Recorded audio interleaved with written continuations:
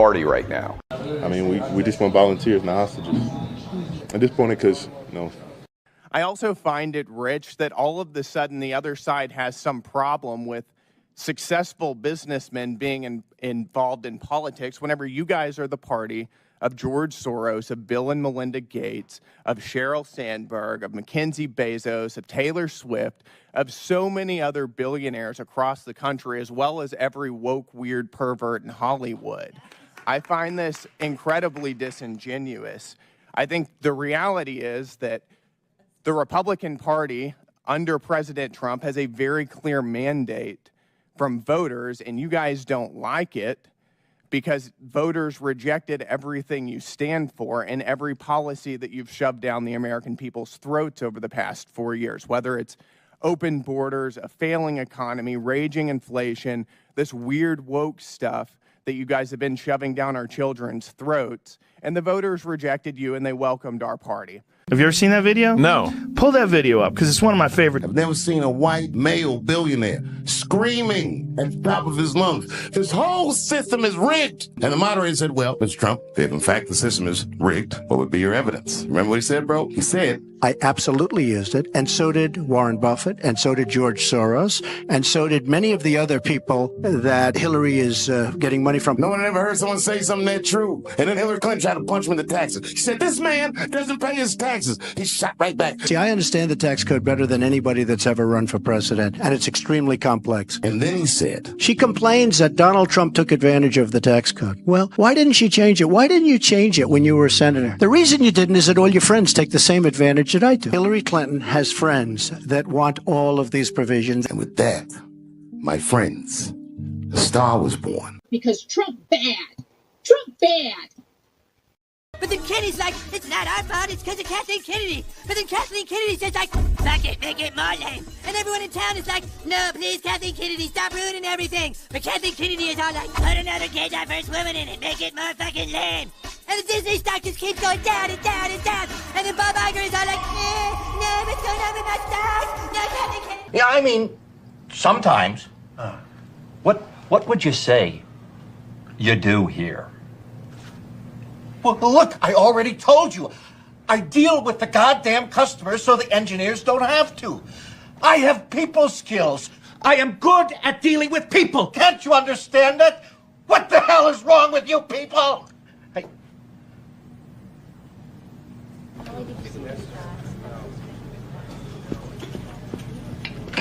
Ryan Mass just pulled the funniest troll move. He straight up corrected the evicted protesters like, yeah, PEPFAR funding was restored. Mr. Chairman, thank you for the opportunity to testify before this committee. My name is Max Primorak. I am a senior research fellow at the Heritage Foundation. I previously served at the U.S. Agency for International... PEPFAR saves lives! Restore AIDS funds now! PEPFAR saves lives! Restore AIDS funding now! PEPFAR saves lives! Restore AIDS funding now! PEPFAR saves lives! I guess these guys don't watch the news. They didn't realize that PEPFAR was one of the many programs that did prove to be life-saving, so the funding was restored. Somebody better give them a link to, I don't know, maybe Fox News or something like that. RICO is not a crime. It is a category. What is the It's a category of crime. Oh, it's time to admit, huh, that a lot of y'all see your own people through the eyes of them folks. That's the reason why you got all these surface level critiques about hood ghetto people. Because Trump bad. Trump bad.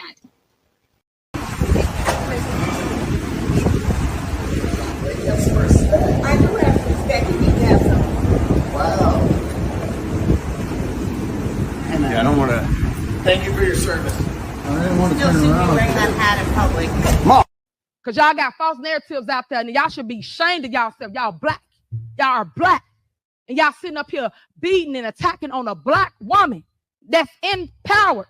Y'all should be ashamed of yourselves. I'm also the supervisor of Thorn Township. So when do I have time for little people? I don't. They beneath me. They beneath me. And not let people feed you poison. Hello, Democrats. Hey, I am speaking, and I would love your attention. There is a black woman at this podium, and I deserve your attention like the 11 people who went before me. Yes, I am speaking. What's going on around here?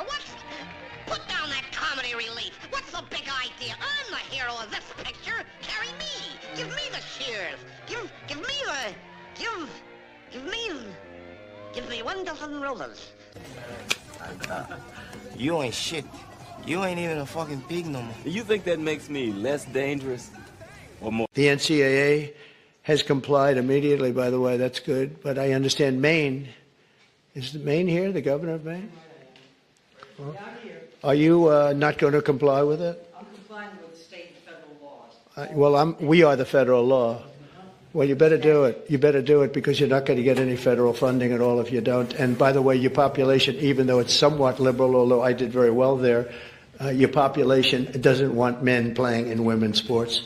So you better comply because otherwise you're not getting any federal funding. See you in court. Every state, good. I'll see you in court. I look forward to that. That should be a real easy one. And enjoy your life after governor because I don't think you'll be in elected politics. No, like this isn't me. ¿Qué pues, pinche gringo mamón? U.S. Border Protection. How can I help you? Pues sí. You can help me. Devuélveme mi trabajo. ¿Qué hiciste? ¿Qué hiciste, cabrón? ¡Me destrozaste el coche, pinche gringo! Thanks for your collaboration.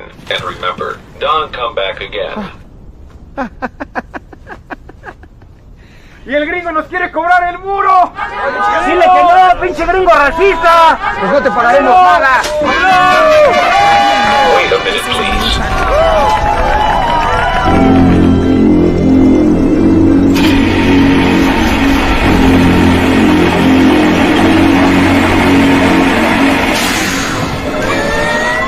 Señor Trump.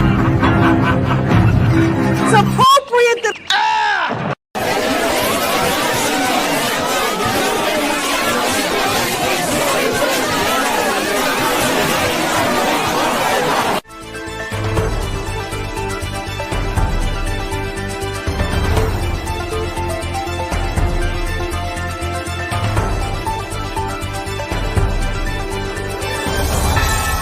Feel bad for them coons in the White House. Morning, good afternoon, good evening, wherever this video finds you. Welcome to Tex Friday Night Live. What's up? Oh, let me drop the link. I'm sorry, let me drop the link. I see Charles is doing his thing. He'll probably join us soon. Hold on. You know what? I forgot to shoot. You know what? I forgot to do the whole thing. I was on the phone with Mosh up until about 9 o'clock, so I'm a little behind schedule. I apologize. What's going on, Lewis? Yo, what up? What up? You get a little caught off guard there? No, I was getting my food. Oh, okay. What's up, AB? Come on in. We ready? We ready? I'm trying to get all these videos together because, man, we got a lot to discuss. Let's start off with a little ruined Leon till everybody's able to get situated. All right. So I love this guy. I always said, like, if I had a son and he had a YouTube channel, it would be he would act like him.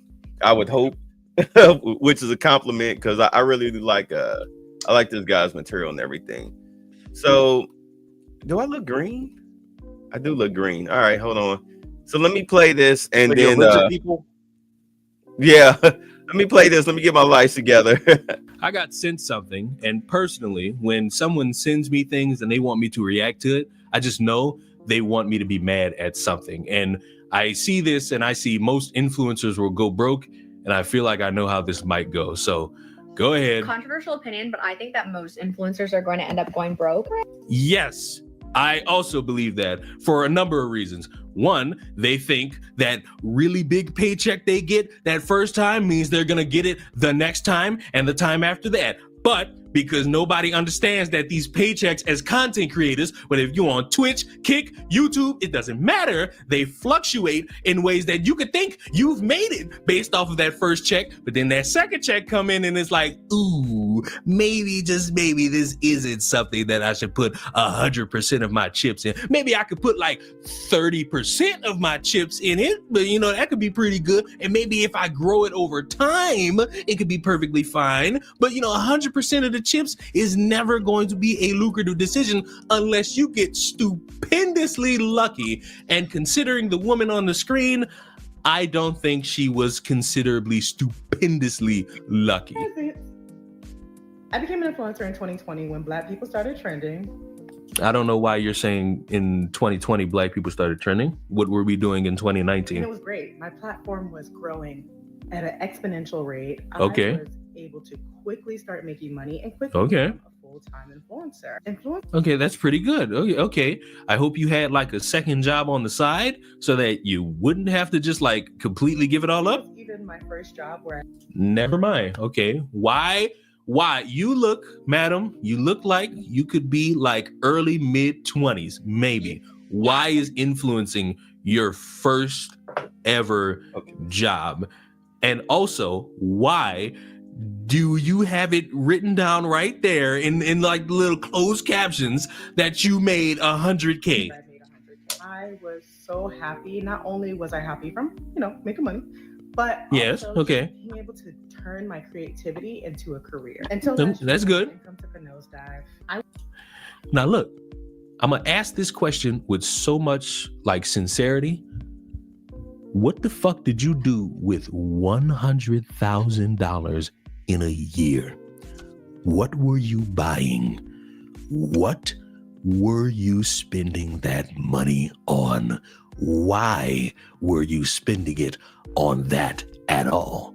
Because if you give me the opportunity to make $100,000 off of content creation, I'm investing, I'm saving, I'm spending less, and I'm making sure that I save more. But you know what? That's just me. I went from making 100K to making less than the poverty rate. At first, I wasn't worried. Like, it was You know what? Madam, if you make 100K and then you take a nosedive, you need to start worrying. You need to worry as soon as you recognize you get 100K and then you don't get 100K, because that's going to be your significant moment to understand, yep, everything about to take a significant fucking dip. And it would behoove you to, manage your money if you start seeing it dip past a certain point. February, which is a normal slow month for the industry. So I just went about making content per usual. The worries started settling in March of 2024 when I had received 0 jobs, which is not normal. Usually around February, March is when everything starts picking up between Valentine's Day and springtime collections coming out. Big advertisements. I was going to have to find a full-time job. I could give you. And did you? You said this all started last year. It's 2025. So did you? And are you going to tell me that this was your reasoning to try to reach out to anyone who wants to be a content creator, that while it may seem good, it would behoove everybody to, have like a job that they could fall back on? Yes. Millions of reasons of why this happened, between DEI programs being taken out of a lot of companies, being supportive of Palestine, and being yelled at by marketing girls from Chanel telling me, what about the hostages? Different factors that could have played a part. But at the end of the day, this is where I am right now.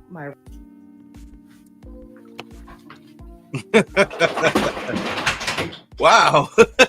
Who in their right fucking mind gives a shit that DEI programs are being taken away? I'm speaking as someone who doesn't know who the fuck you are. Whatever you were doing to see your money start dipping down from 100K to below the fucking poverty line is something you have to navigate. You are probably somebody, if I were to find your account, is probably somebody who does a little bit of fashion content, maybe some makeup content, maybe some hair content, something along those lines. And you are probably somebody who had brands reach out to you in order to pay you and work with you. And you thought, all right, we just living lavishly. We living at a time where you could just sit back, relax, and the brands are going to come to you. Eventually, you're going to have to start going towards the brands. You're going to have to start selling yourself and hoping that these people buy into you and the things that you got going on. When you sit there and you try to make it out to be, oh man, these people aren't reaching out as much as they used to. It's time for you to lock in and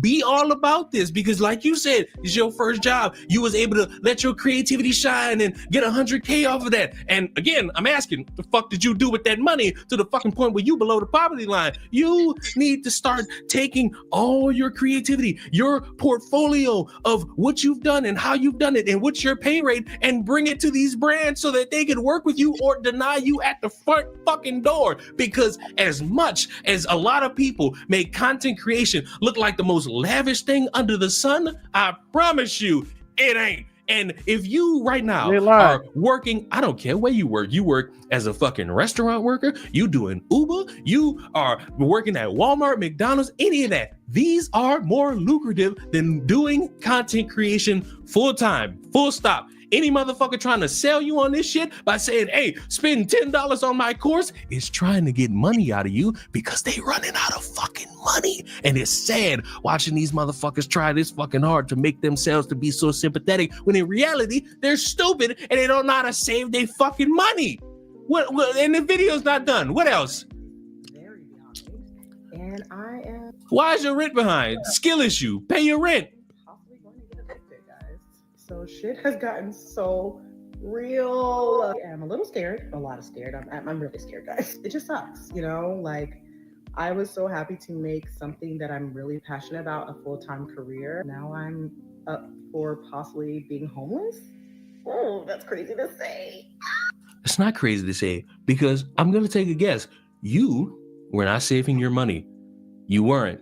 You could have stockpiled that 100K. That way you could coast for a full opportunity of a year lease. You could have took a nice portion of that 100K, go to the leasing office and say, hey, I want to pay out the rest of my rent for this lease. And maybe based on calculations, if they allow you, next year's lease, because I want to stay in this area. And you could have been sitting comfortably for maybe a full year, half a year, 2 years, depending on your lease. But no, I'm almost certain you spent it on nice food, little luxury clothing, little things to benefit yourself in the short term, but in the long term, none of that shit matter if you ain't got a fucking roof over your head. But just wanted to tell my story. If you guys want to support, you can. I will put my GoFundMe link in my profile. Get a motherfucking job. And look, when I do these things, I understand that there's a collection of people who get very upset at me because I do content and I should feel sympathetic towards individuals like this. The difference between me and this person who immediately goes the GoFundMe route, the guy who sat there and said, you're taking money from me and it's financial abuse, from the people who think that 9 to 5s aren't as difficult as sitting in a fucking chair, the difference between me and them is that I am not a full-time content creator. I know I make it look like I am, but I'm not. I got things I want to do in my life. I got things that I do in my life, and I make money doing them things. Why? Because I understand the world works, and it works the only way possible, with money. And if you ain't got money, guess what? You're really not going to see too much opportunity. So it would behoove anybody. I've said this numerous fucking times, and I'm going to say it again. Do not stop your entire life to be a content creator. Go ahead and get that warehouse job. Go ahead and get that desk job. Go ahead and get that fucking job at McDonald's. It ain't nothing. It don't make you look bad. It don't make you look worthless. The job market is very fucking shit right now. So it would benefit a lot of people to find any job and try their best and save their money as much as they can. You can have side hustles. You can. But better than all, on a fucking content creation is the stupidest thing you could possibly fucking do. But don't take my word for it. Take the word of this motherfucker who did it all, I guess, the wrong way. And now they sitting here wondering where the fuck the money gonna come from now. And that's all I really got. Subscribe to his channel. It's Ruin Leon. Right there. He's pretty good. You see, he got 293K subscribers, and as you can see, his view count just keeps going up and up and up. He's a pretty good dude. I really like his channel, but the whole point, what's going on, blood boiling, jibber jabber, solving politics. Did I forget anybody else? Audric, Lion, 917. At any rate, the whole point as far as playing his video is out of giving me enough time to get stuff together. Is that, remember last night we were pretty much closing out the show with one of the biggest problems that we suffer as Black people is a lack of financial literacy. Mm-hmm. Outside of paying our bills, grocery, getting gas for the car, whatnot, something to eat, something to drink, things like that, small entertainments. Like, we don't really invest our coins.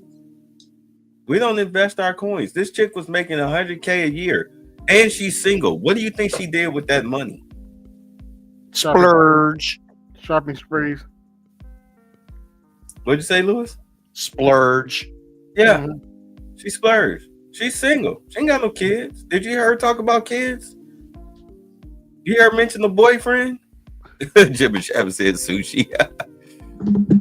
Yeah, and you're right. He said, solving politics, he said, Democrats have made a fortune for their political leadership, telling us how horrible the lives of Blacks are, right? And their educational system that they put forth, it doesn't help anybody. The only thing it does is teaches us how to read, write, and count at an 8th grade level. We're functioning illiterates in this society, especially those of us who went to public school. You're a functioning illiterate. Not everybody now. There's always the curve. They're the kids in the back of the class that are always cutting the food. They're the kids in the middle. They usually grade out between a D and a B student, and the kids who sit up front who normally grade out as A's and B's. What's going on, AL? What's going on, AL? Oh, what's going on? That's AB. What's good, gentlemen? What's good? Oh, yeah. Oh, yeah. Louis, you ain't seen him come up because this thing is blocking him. Happy days are here, man. Joy Reid is gone. I'm happy. Happier than a sissy with a bag of dicks in church on first Sunday looking for brand new religion, I tell you. Oh, my goodness. It don't get no happier than that. Must be Easter. Must be Easter. All right, come on. Let's watch the language. I will. Watch. But the whole point of it is that, as I was saying last night, and this mainly applies to single people, okay, is that when they make more money than they're normally used to making, like let's say like you're making about $70K a year, all right, what happens is that they will top out their rent will top out their first check because they'll live up to that check as far as their rent or mortgage or whatever. And then, of course, after that first check comes, there's no money hardly even left because they spent it on rent. And then they can't wait until the second check, which is usually the utility, car note, insurance, or whatever type of check that they get. And then you pay your bills with that. And then usually by like the last week of the month, they're eating ramen noodles, Top Ramen. Somebody made a joke yesterday, hey, don't knock Top Ramen. But I mean, put some ranch in it. Yeah, there's ways to dark it up. Right. Yeah, don't knock Top Ramen. That's cool. There's Charles. Come on in here. I don't know whose thing you're on. Everybody drop the link. I don't know where Charles, whose link Charles is on, but throw him on there. Yeah, I already dropped the link. He's good in there. I already dropped the link. Okay. Yeah, everybody drop hold the on, link. wait a minute. Oh, yeah, that's the link. Okay. All right. But the exception is, of course, if you have other mouths to feed, then you will at least top it out to where everybody can at least live comfortably based on the income that's provided. Oh, we got Charles in here. What's going on, Charles? Woo! Oh, let me get you. Woo! What do you think? Oh, here we go.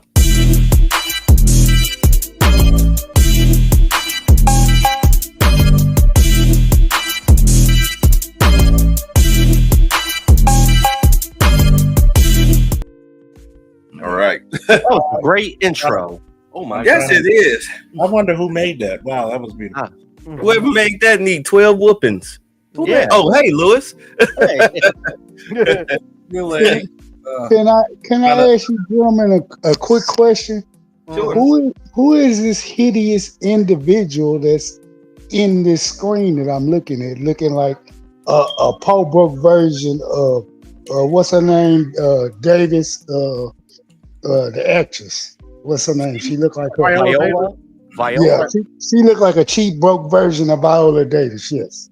She Absolutely. is an internet / influencer who made a lot of money early on in her career, but then she was making like $100K, and now she's not making hardly anything, and now she's begging for donations for rent money.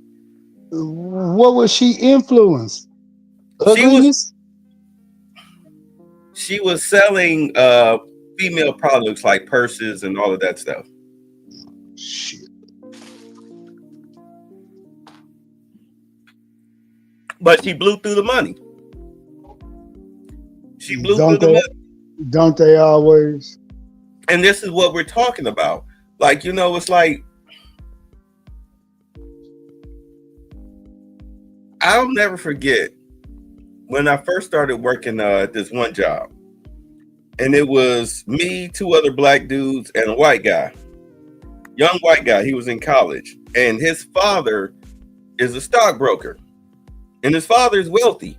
Like, the only reason why his son was working with us because his father told him, you're not going to live off of my money while you're in college. Go get a job. Like, I'll pay your rent, but go get a job. Feed yourself, pay your own utilities, et cetera, et cetera, et cetera. So I said to him one day, I said, hey, let's open up, a stock club. Let's do an investment deal. Let's put our money to use. Because these guys were always talking about taking the trip to Florida every year. Oh, yeah, this, that, and the other. And I'm like, okay, if you got money to go on vacation, then you got money to buy some stocks. Because the job previous, when I had another job a couple years ago, but before then, where you had stockbrokers that lived or operated on the floors like 20 and above. All right. And I've been in their offices and them dudes be sitting at the computers like intense, making deals. They on the phone, making trades and everything. I mean, they're doing some real stuff. And I'm like, and I asked the one guy, I said, is this all you do? He was like, yeah. And I know that where he was living upstairs, the Four Seasons, those of you who live in Atlanta, they were living in the Four Seasons. That is not a cheap apartment. You're talking about thousands of dollars a month. And this guy had a family and they were doing well. So I didn't think nothing of it because we were doing good with the store. But when I moved to Ohio, I needed to make my own money. So I approached him with that. And them guys looked at me and laughed. Not the white guy, though. The white guy was looking at me like, are you serious? But the other two, the brothers, they looked at me and laughed. They're like, man, we ain't doing that stuff. And I'm like, okay. But you killing yourself working 2 full jobs just to survive. You killing yourself saving your money just so you can go fishing in Florida. Then you come back home, you got a belly full of fish, you got pictures, you got memories, but you ain't got no money. You coming back to your apartment or your mama's house. You're in your 30s, don't you? 30s and 40s. Don't you think you need to improve on that? Instead of taking the money and throwing it on the fishing trip, why don't you throw it on some stocks? Hello? I'm passing the mic. What do y'all think about that? Well, one, unfortunately, in our culture, you're not brought up into that. Other cultures, they are. And we come at the tail end of things. And that's a reason why a lot of us in our community that we're like lagging behind, because we come into the real important things later on down the line. We focus more on things that make us feel good. Instantaneous, what's the instantaneous gratification. Yes.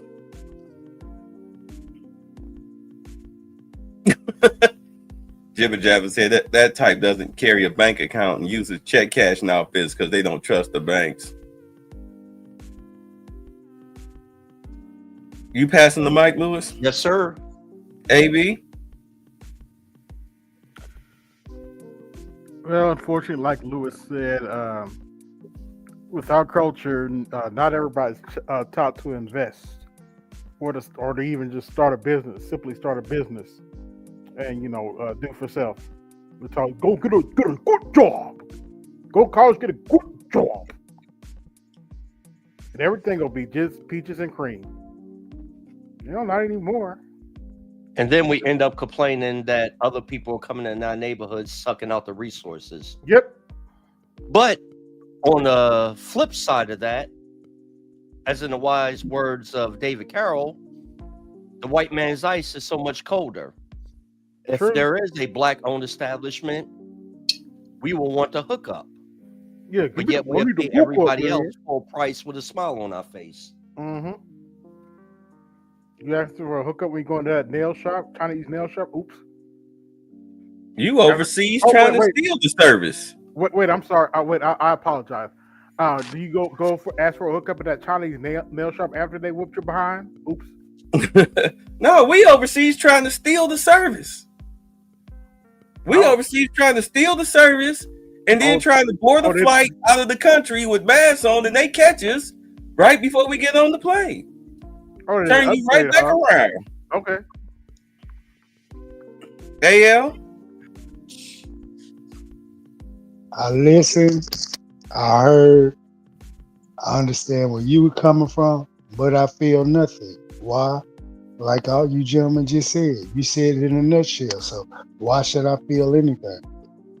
I don't. Yeah. Okay. Charles? Are you there? Charles, getting it's me, this bottle of Margaret. cognac Are you right there? Charles, it's me, Margaret. Are you there? Telegram for Mongo. Telegram for Mongo. All right, so Jibber Jabber says, number one, we don't practice group economics. Number two, we're quick to find fault with the black establishment. True. Well, Let me tell there's you a fault something. with the black establishment, but that's another story. Let me tell you something. I went to the VA today. Mm-hmm. Those of you who are veterans, you've been to the VA, you know how it is. It's hit or miss. But here in Atlanta, our VA, the saying is, well, it's the VA. Because you got a lot of apathetic, lazy people that work there. I'm there today, and I'm going to report this chick. I'm not even going to lie. Because she violated HIPAA by having my father say his whole social security number and his name out loud with the doors open with a whole bunch of people sitting out in the waiting room because she didn't want to violation of HIPAA. That's a violation. Please report her. Please report her. It's your civic duty to. Yeah, I had to think about it, and I was like, no, because I think the final straw of it was because she didn't want to scan his card. She wanted me to read the card, and I looked at her. I was like, I don't have my glasses. So I'm trying to hand her the card. She didn't even want to touch it, even with gloves on. That's when she made him. She asked him for a social security number, and he said it out loud, and his name, and his date of birth. And then she wanted me to move the wheelchair out the way so she could get to draw his blood. But if she would have got her fat self up and walked over to him, the wheelchair wouldn't have been in the way. Instead, she on the rolling chair, and she rolling the chair. That required her to use calories, and she was not going to do that, sir. Sorry. I know. So, and I'm trying not to have a Negro moment because I was hot. I just had to stare off into space outside of the room. I couldn't even look at her because I was so angry. But that's the VA. But I'm definitely gonna report her as I think about it. Yeah, she was a very lazy broad. But I mean, it's like let's just be honest. You talk about black establishments. You say we're quick to find fault with the black establishment. But the thing is that the black establishment has faults that other establishments don't. because they don't take your business seriously. Not all of them, but the ones that do, they don't take the business seriously. And those are the ones that normally fail. And then they want to turn around and blame racism or think that, you know, black people owe them their money simply because they're black and they exist. Like, no, you have to put in that work. Whoo! I'm back, folks. I had to take care of something. Well, how was she? Not yet. Don't answer that.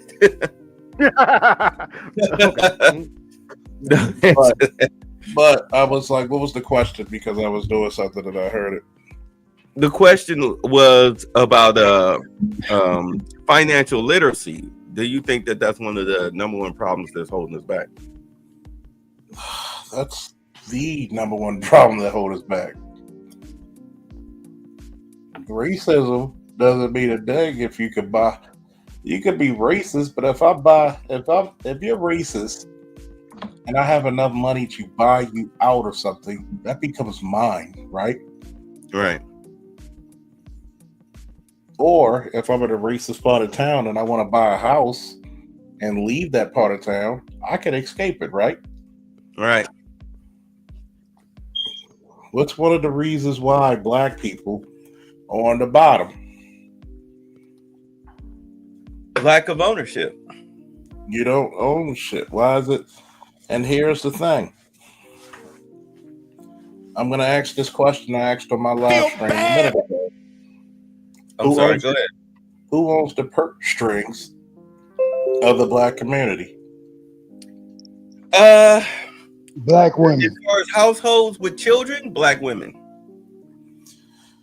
And what do black women not teach their children? Financial literacy. Shit, hell, before you say financial literacy, you have to say literacy. They don't teach them literacy. So hey, you can't jump, you can't put the cart before the horse, sir. You have to stick to the sticking point, like I've always been saying, and I'll continue to scream it. Our first teachers are who? Our mothers. And what have they been derelict of? Teaching us literacy, period. They run from it, but they're the most educated. That's the most insulting part. Now, they are the most educated, so they say, but you're not teaching them literacy, and you're literally, and it was 2024, and you're still pulling this shit, and oh boy, what told y'all to get off the door, back when, and get these education I'm giving you, so you got educated, and you still pulling this shit? No excuses, none whatsoever. And I'm going to say this. One of the biggest things on top of that, how many times do black men are not hired for certain jobs because of stuff like DEI, where it's a white woman, or in case of a double minority, a black woman? Or don't let her be a gay black woman because now she's a triple minority. The trifecta. Oh, the trifecta. So when you constantly teach bad habits to your children, they grow up to marinate those bad habits as adults. We perfect mediocrity. Don't talk about Black China like that. Oh, let me shut up. We perfect mediocrity and obsolescence. So much so that when somebody makes it, we hate them. When somebody actually does well, we're jealous of them or we hate them. Oh, they think they all that. And you say to yourself, the fuck is wrong with you? Don't talk about Kevin like that. We just we're sick of the head, man.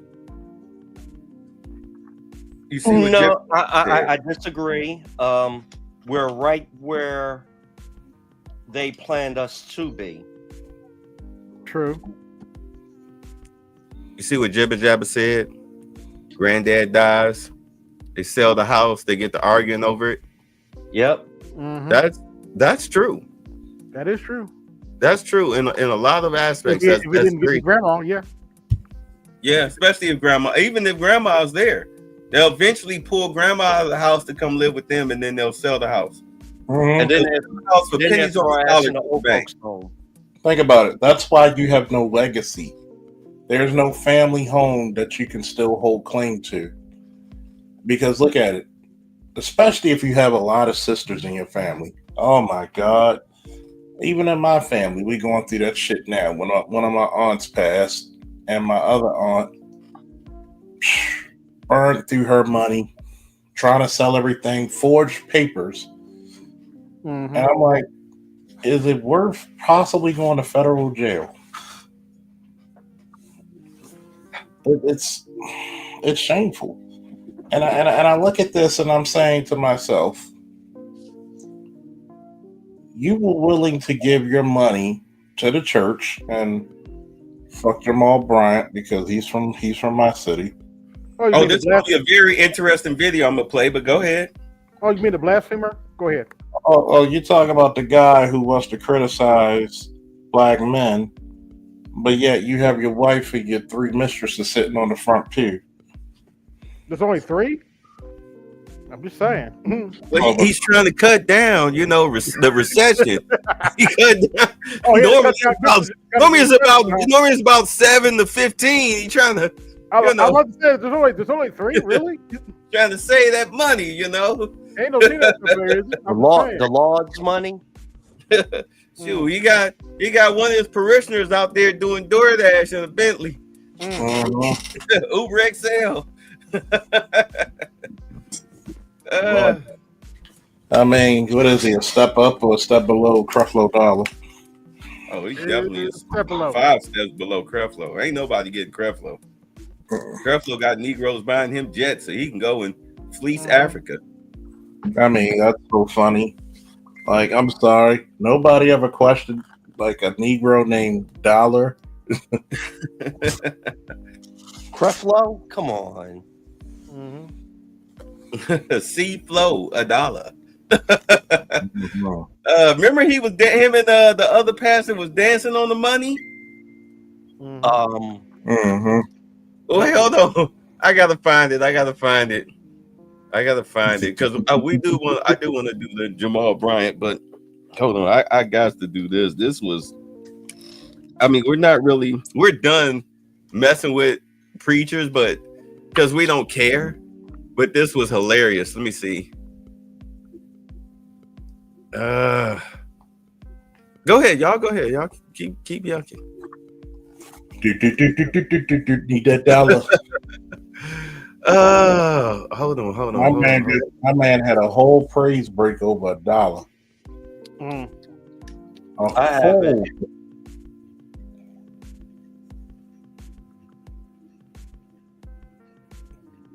I couldn't help myself with this picture right here. I couldn't. Oh man, I can't find it. I'm not gonna worry about it. It's okay. Right there. Oh, you got it? Yeah. Where you at? Right here. I put it in the chat. Oh, okay. I can't. I'm gonna put it in the back chat. All right. There you go. Put it in the back chat. And just share to it. Yeah. Say the entire front pew of his wife named Taffy Tuck. All right, now hit it. All right, there we go.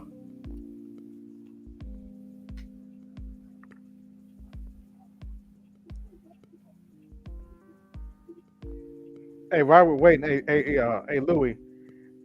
Yo. I can't believe I'm doing this on air, but I have to shout out Dr. Julio. Nothing for you. What has happened to the gospel of grace? These charlatans have turned it into a gospel of works, and they have put people, have they put people under bondage. This is one of the most disturbing things you might ever see. I be out walk on this money. Woo! Woo! Woo! Get some anointing. You put some up here. Woo! Woo! Put some money. Put some anointing on this money. You put something up here. You put. Woo! Prosper. Prosper, I said. Creflo like, I gotta give you some of this. Right. You getting away with this? They let you do this in your church? Well, hell. They used to throw you out of church for that shit. Say you wrong, babe. Creflo's up there really pissed. Hold on. He's You want your bills paid? throw no. money at their feet so they can dance in it. Creflo What is do you pissed know? because that It's a man was out prosperity there doing him. gospel with a string attached. What's that? All right, look, all of y'all I that's said- watching out there, if y'all want anointings, hit the super chat and the cash app, and you will be blessed. Mm-hmm. And if you send a Yeah. super chat, I'm glad they you will said that. send you some anointed oil. And if you spend over $100, Boy, you boy, get a blessful blanket boy. with cotton from No. Israel. If you Like- send it, super chat $1,000 or more, you get this blessed cloth. Oh my This God. blessed cloth. I'll They, send this to you. Here, look, it's been blessed by my anointed special oils. Ooh, special oils. $1,000 super chat, and you get it. Yeah. And put like me I up. was saying, like I was saying, Creflo is pissed. He's over there looking at. I'm watching this boy straight out do me. He dancing on money. Pimp, He's dancing on money. Oh no, I'm gonna have to outdo that. Hey, Bay. Hold on a second. Come on up, No News. Come on up. I dropped the link. Everybody dropped the link. I'm telling them where he hiding. So what were you saying about to say, Lewis? Put my thing up. Yeah, go ahead. Put my screen up. Hold on. Okay, there you go.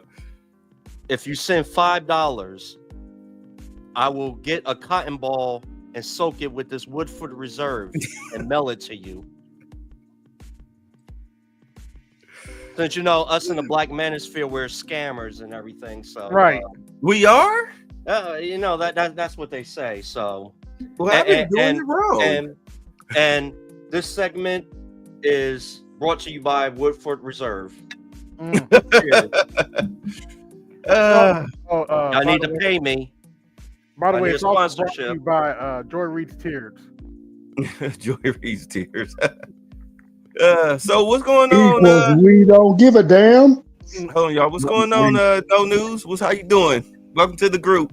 Oh, nothing much, brother. I happened to see you live, and I forgot we had talked earlier. I said, "Yeah, I'm gonna try to stop by, and I'm at home right now." Let me see that Wait picture. a minute. Wait a minute. That's not Joy Reese. I thought that was E.T. with a facelift. Oh Lord. You ain't shit for that, Charles. Damn. All right. Nazi, we got Mosh in the house. What's up, Mosh? What's up? What's shaking? You back from the store? I've been back. Yeah. Man, I just had to hop in that water. But I was like, let me jump in for a second. I got to get up early, but I had to chime in with y'all for a sec. But, hey, since y'all selling scammer stuff, you know what I'm saying? Hey, you got to say it with the, how the old dude used to be speaking in tongues when he used to sell that prayer cloth. We're gonna say and speaking in tongues in the ancient language of boom shakalaka, boom shakalaka, boom. Good Lord. All this money on the ground, we're gonna bless it. Speaking of preachers, since we're now there, so Pastor Jamal Bryant had something to say about Black Republicans. Y'all want to hear it? Yeah. Sure, why not? It ain't gonna be nothing but a bunch of horse shit, but come on. That nigga's a bald head Bad for them coons in the White House who are in there tap dancing for massa, wearing bow ties, shinning and grinding, laughing like nothing is funny. I ain't afraid of the spooks that sat at the door. These runaway slaves hiding in the White House gonna throw my picture up thinking that I'm gonna be afraid. Okay, first and foremost, let me say this about, I want to get this out the way about coons, because this is the whole point of this stream. We as Black people are not a monolith. We are not a monolith. We do not all think alike. We do not all vote alike. We don't dress the same. We don't eat the same. We don't date the same. We are various shades of gray, just like our various skin colors. Now, you can be a Republican or a conservative and not be a coon, just like you can be a Democrat progressive and not be a coon. But if you are somebody who puts white people above your own or any other group above your own, be you a conservative or progressive, that's where you lose out. That's where you become a coon. Now, on the Republican side, when you are using literal, and I mean literal, white supremacist talking points, all right, you have lost your way. Sort of like some of these people who have been conservative for a long time, Jason Whitlock, online, just like people who are Democrats who for some reason you put the Democratic Party over your own people. You think that, and this is what kills me. Martin, go ahead. This is what kills me. The Democratic Party has been the party of racists forever. They have been the party of racists forever. It's the Democratic Party that wanted to keep you in chattel slavery. It's the Democratic Party that didn't want you to vote. It's the Democratic Party that didn't want to integrate the schools. It's the Democratic Party that didn't even want integration in the first place until they figured out a way to make it work for them. It's the Democratic Party that didn't want affirmative action and then eventually took it away from you. And then it's the Democratic Party that turned welfare into a weapon that has kept Black people in financial and psychological ruin bondage ever since the Home Act was incepted. What you got there? Toms, Coons, Mulattoes, Mammies, and Bucks. Who wrote that? Donald Bogle. All right. And now, can I say something to add on to you? What you're saying? Can I build for a second? Yes, go ahead. I've said what I had to say. I'm passing the mic to you. What do you call when everybody follows lockstep and you ostracize them when they have their own free thought? That's called a cult. That's the tactic that cults use. And don't wait. And to Roland Martin's defense, he get paid to say what he says. At least he's getting the bag from it. But he's still a tap dancing coon. We saw him with Hillary. He's a paid coon. He's getting paid by the Democratic Party. At least he's getting a bag out of it. If you're going to coon, at least get some money out of it. Others just follow it like, oh my God, I can't. What they're saying is right.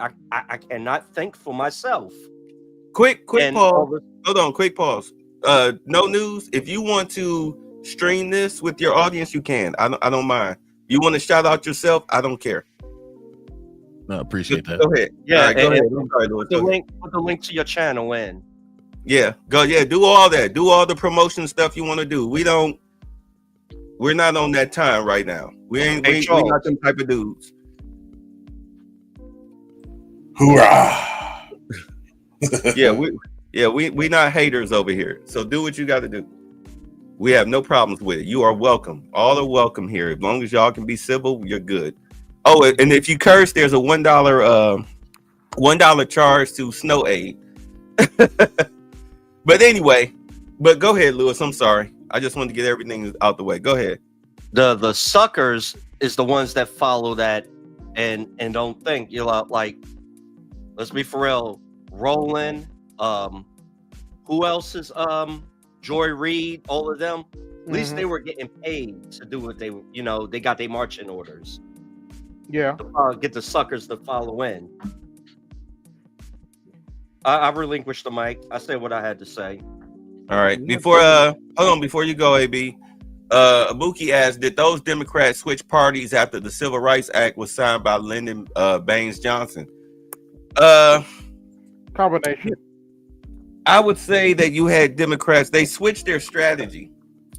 They switched their strategy to the point where the whole thing was that they already knew what the plan was. This is why they sent Gloria Steinem in to capture the hearts and minds of black women, along with her army, because they distracted the black men by giving them all the white coochie they could handle. Meanwhile, behind the scenes, they were brainwashing black women that their fight, the white fight, was also the black females' fight, which it wasn't. So white females have always been playing that they were a friend to white women, to black women, as they indoctrinated them with the white lesbian, feminist, man-hating feminist ideology, while they turned around and went home to their white husbands and boyfriends. Who just dropped? Oh, that must have been what's the name? So okay. So yeah, there's the answer. I hope that answers your question. Go ahead, AB. Come back to me. All right. AL, you want to go or you want to pass it to Charles?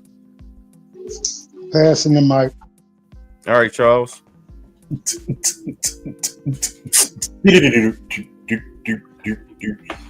I just see, this is the thing about a coon versus anything else.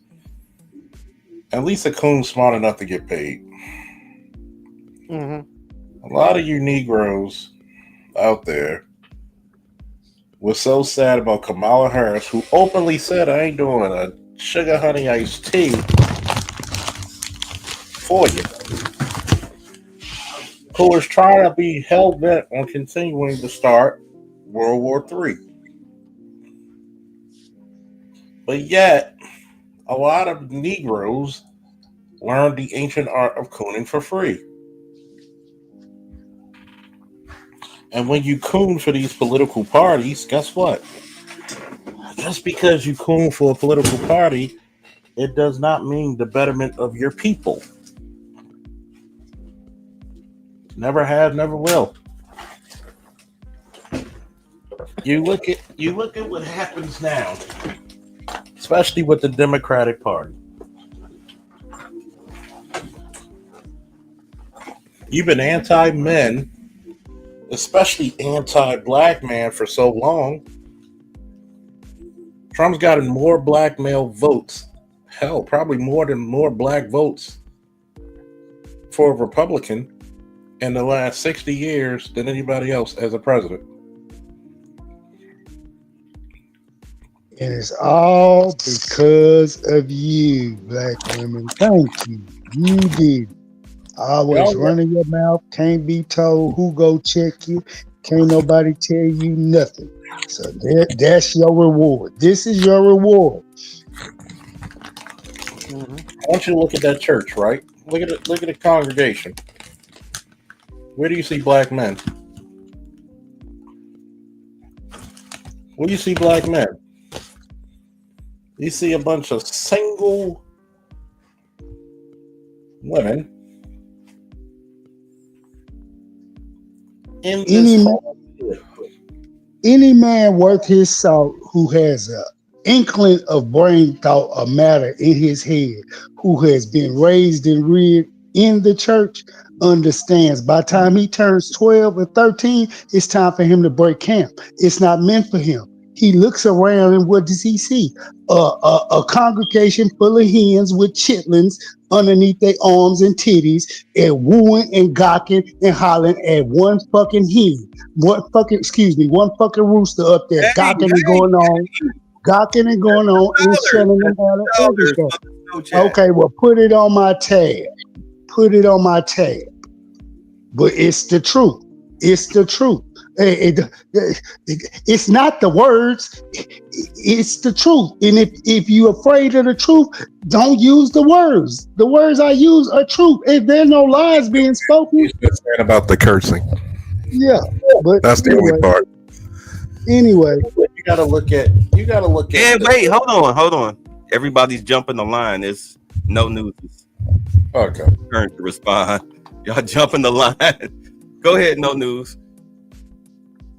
Hey, give me the question once again. We were talking about the level of coons and how the Democratic Party has really created coons.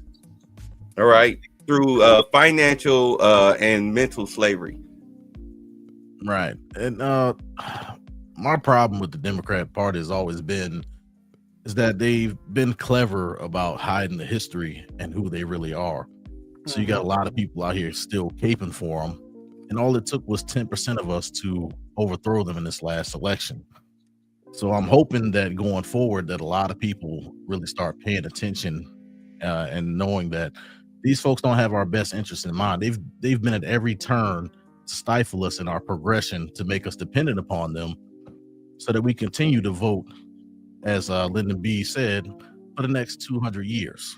And that's been my whole issue with the whole party. And those of us who voted for Trump this time around, we got called coons for trying to look out for everybody's best interests, even taking into account all the financial implications of continuing down this path. Yeah, that's all I got right now. But okay. Okay. Yeah. So go ahead. Okay, free chat. AL, you were saying, and I'm not trying to yell at you, AL. I don't want them to. I know you're not, babe. I know you're not. I know where you're coming from. But yet and still, guess what? At the end of the day, whether they like it or not, it's still free speech. So guess what? You fine. I just don't want nobody to lose. Get their their money messed up, because some of us are. I'm not, but some of us are monetized, trying to get monetized. And I still don't know the real reason why they killed my original channel, which killed all my other channels. So I'm just trying to be safe. I hear you. Okay. But to old boy's point, he was absolutely correct. LBJ, when LBJ told him, I can fool you this way to get what I want that way, but guess what? They still gonna be gullible enough to ride with it. Shit, why not do it? And he did it. And guess what? To the dismay, he helped us. But look how he helped us. This is fool's gold. Are you gonna take it? Yeah, we gonna take it. We don't take it. We don't care. And we gonna talk bad about you for 60 years while we doing it. So when the chickens finally came home to roost, like he said, it wasn't 10%. It was damn near 17% of us that reached out in masses as black men, black people, black constituents, crossing party lines to do what needed to be done. And it was a referendum. We were tired of the bull crap, the BS. Rather, we were sick and tired of it, and now the chickens have came on the roost and they looking. Oh, they killing DEI. They fleecing the reserve. They checking everything. They holding us accountable. That's right, because not only has this been going on in the Democratic administrations, this was also going on in the Republican administrations, and it was time for somebody to come in and clean house. Yeah, and so he's cleaning house. And now everybody's upset. No, I feel nothing. Yep.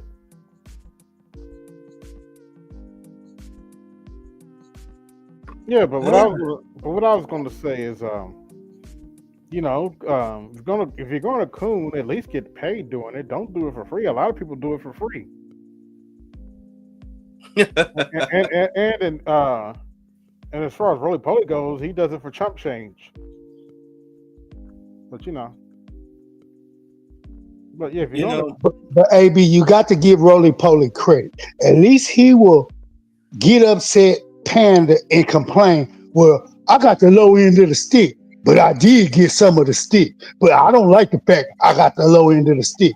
But Negro, you got some of the stick. You got some piece of that grease, that fat meat grease on your stick. You can lick off of it. What you crying for?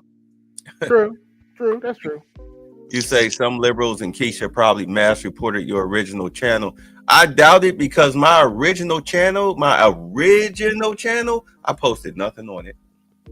The only thing I posted was a couple of TikToks every now and then, but I really didn't post anything on it. You say Stacey Abrams was cooning, however, she's about to take a fall for $2 billion. Oh yeah.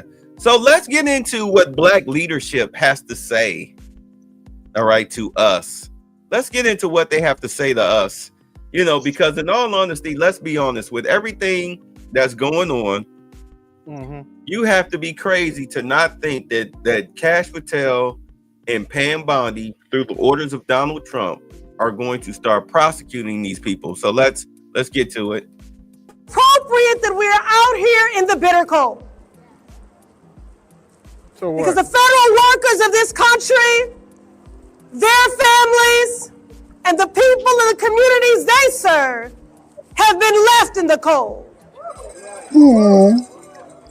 When these dedicated, compassionate federal workers could have taken their talents anywhere else, they chose to serve this country. That's not true. And instead of being met with gratitude, with dignity, with visibility, and with humanity, they were met with threatening emails from Doge Bros and callous pink slips. And these federal workers are so dedicated that in my conversations with them, their first concern was not their own livelihood, was not their ability to provide for their families, but what of their unfinished work? This rich, entitled billionaire that is Elon Musk has his... Wait, what's her name again? Ayanna Presley. No. Ayanna Presley.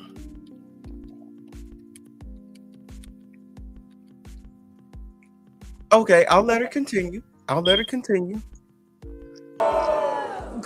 hands on your Mima granddad's Social Security check. He's got his greedy paws in the cookie jar. He thinks that he can just break shit and move fast, like we're some startup that he can fail and start over. Or like the pieces of his trashy Cybertruck that he can just dismantle and sell off. But we are the American people. And this is our country. And this is our democracy. And we're here to say to Elon Musk, to Donald Trump,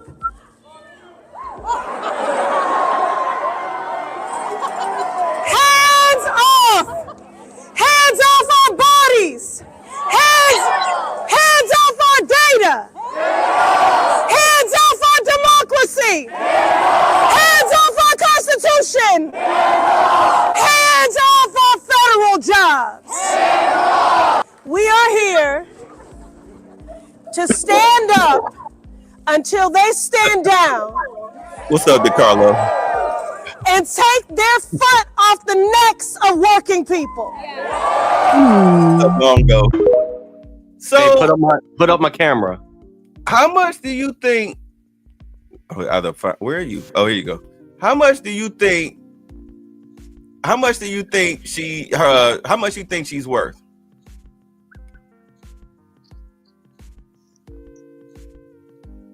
How much y'all think she's worth? No clue. Tell us. No clue.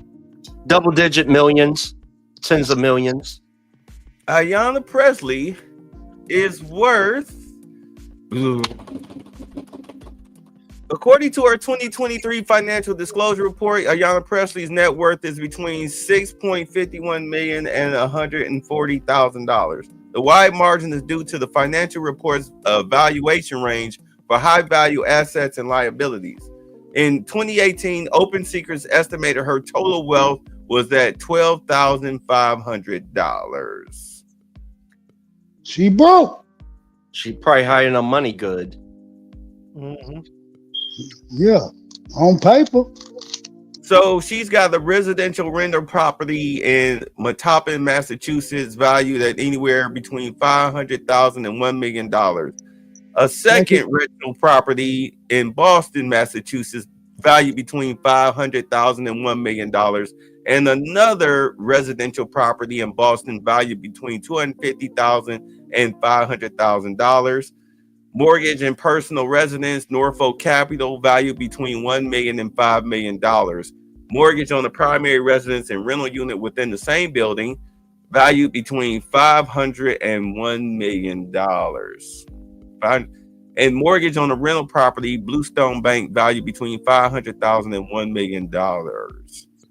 Insider trading involvement. Let's see. The progressive politician has never been accused of insider trading, as she does not own or trade individual stocks. So her net worth, which is below zero, well, then where's the money coming from?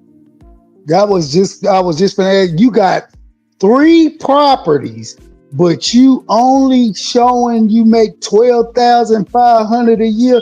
That don't add up. That don't make sense. Somebody help me make sense of that, please. Well, to be a representative, you're making $240,000 a year. Yeah, matter of fact, it's less than that. Old dude who just retired. Who is that? The turtle dude. You know what I'm talking about? The turtle dude. Mitch McConnell. Right. He was making $197,000. So her annual salary, here it is. Her annual salary is $174,000.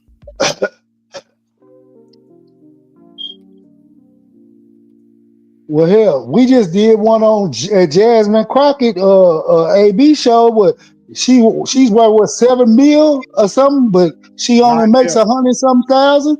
Yeah. You see, this shit is not adding up. These people are doing some nefarious ass shit. You can't tell me these goddamn politicians ain't. You supposed to be living off your salary. Oh, did he drop? Oh, there you go. Yeah. Mr. No News, you can talk. You can jump in. I get it. You want to do that. And who's got the Nightbot? Saul T-Balls? Who's the Nightbotter? Oh, Snowman. Okay. That's Snowman. Yeah, I guess. Or I don't know who the hell that is. All right. So at any rate. No, my bad. That's me right there. Let me turn them off. Okay. I'm like, where's this coming from? So another menopause age brawl stumping for reproductive rights. Now you heard what she said, right? She was talking about they're fighting for the rights of these government employees who, by the way, are getting buyout. Number one, the latest thing they all had to do was just reply to an email as to what they did that week, and it decided whether you kept your job or not. The people that Trump offered the 7-month buyout package and possibly a $5,000 check. I'm sorry, am I supposed to feel sorry for these people? But where were you when this was going on? But first on energy, when is it that the Biden administration is going to let the thousands of fossil fuel industry workers, whether it's pipeline workers or construction workers, who are either out of work or will soon be out of work because of a Biden EO, when it is and where it is that they can go for their green job? And that is something the administration has promised. There is now a gap. So I'm just curious when that happens, when those people can count on that. Well, I'd certainly welcome you to present your data of all the thousands and thousands of people who won't be getting a green job. Maybe next time you're here, you can present that. But you said that they would be getting green jobs, so I'm just asking when that happens. Richard Trumka, who is a friend, longtime friend of Joe Biden, says about that day one Keystone EO, he says, I wish he, the president, had paired that more carefully with the thing that he did second by saying, here's where we are creating the jobs. So there's partial evidence from Richard Trumka. Well, you didn't include all of his interview. Would you like to include the rest? So how about this? The Laborers International Union of North America said the Keystone decision will cost 1,000 existing union jobs and 10,000 projected construction jobs. Well, what Mr. Trump also indicated in the same interview was that President Biden has proposed a climate plan with transformative investments in infrastructure and laid out a plan that will not only create millions of good union jobs, but also help tackle the climate crisis. And as the president has indicated when he gave his primetime address to talk about the American Rescue Plan, he talked about his plans to also put forward a jobs plan in the weeks or months following, and he has every plan to do exactly that. But there are people living paycheck to paycheck. There are now people out of jobs once the Keystone Pipeline stopped construction. It's been 12 days since Gina McCarthy and John Kerry were here, and it's been 19 days since that EO. So what are these people who need money now? When do they get their green job? Well, the president and many Democrats and Republicans in Congress believe that investment in infrastructure, building infrastructure that's in our national interests and that boosts the U.S. economy, creates good-paying union jobs here in America, and advances our climate and clean energy goals are something that we can certainly work on doing together. And he has every plan to share more about his details of that plan in the weeks ahead. They didn't give him nothing. That was a whole bunch of bullshit. Excuse me. No, like this. That was a whole bunch of beers. But yeah, they didn't get him nothing. I just want to say, where was Ayanna Pressley when these people lost their jobs? Mm-hmm. Yeah, told them, yeah, from coal mines to coding. What's going on, Ray Hammer? All right, so let's get into one of the biggest race hustlers that we got going, the new race hustler, which is Jasmine Ratchet Crockett, who y'all know is going to jail. I can't wait to see her perk walk as she sat up there and lied about how she made her money. Let's get into this. Y'all ready? Mm-hmm. Okay, let's go. Like, and we know, like, this isn't me trying to throw shade. These are just the facts. When you look at who's voting for who, the less educated folk, and when I say educated, I'm not even talking about formal education. I'm talking about people that literally don't want to read and enlighten themselves on facts. Those are the people that typically vote for the Republicans, and it's one of the reasons that we have to stop writing in theses as Democrats, right? Like, we want to give you every single little detail that we can find so that you can have all the information. But the reality is that the average person that is going out there and voting, they're not paying attention to that. Really? That's what she said, right? Y'all heard her? Mm-hmm. All right, well, let's take a look at this. As we know, Black women, this is, I don't know why this, this is Black period. Okay, so that's just total. So here we go, by race. All right, so this is the voting number. 91% of Black women voted for Kamala. 77% voted for Black men voted for Kamala. 45% of white women voted for Kamala. 37% of white men voted for Kamala, and 43% of Latino men voted for Kamala. But everybody else, as you can see by race, non-white, 64% Kamala, 41% white for Kamala. All the Black at 11% voted 85% as a total for Kamala. Now, you can sit up here and tell me all about your education all you want to, but we know the type of degrees that these people get, particularly the most, quote unquote, the most educated demographic in America. We know what type of degrees you get. Y'all want to rattle them off while I find the video? Health and social sciences. That's all What? the hell they want to major. What else? Health and human sciences, social work, humanities, communications. Yeah. What else? Psychology. Yeah. What else? Liberal arts. Liberal arts. Oh yeah, you can't never forget about liberal arts. Oh, they queens of basketball. Gender studies. Oh yeah. Feminist studies. Women's studies. Okay. All underwater what was that last one? What was that last one, AB? Basket weaving. Oh yeah. Here we go. Here we go. Peep this. Hi.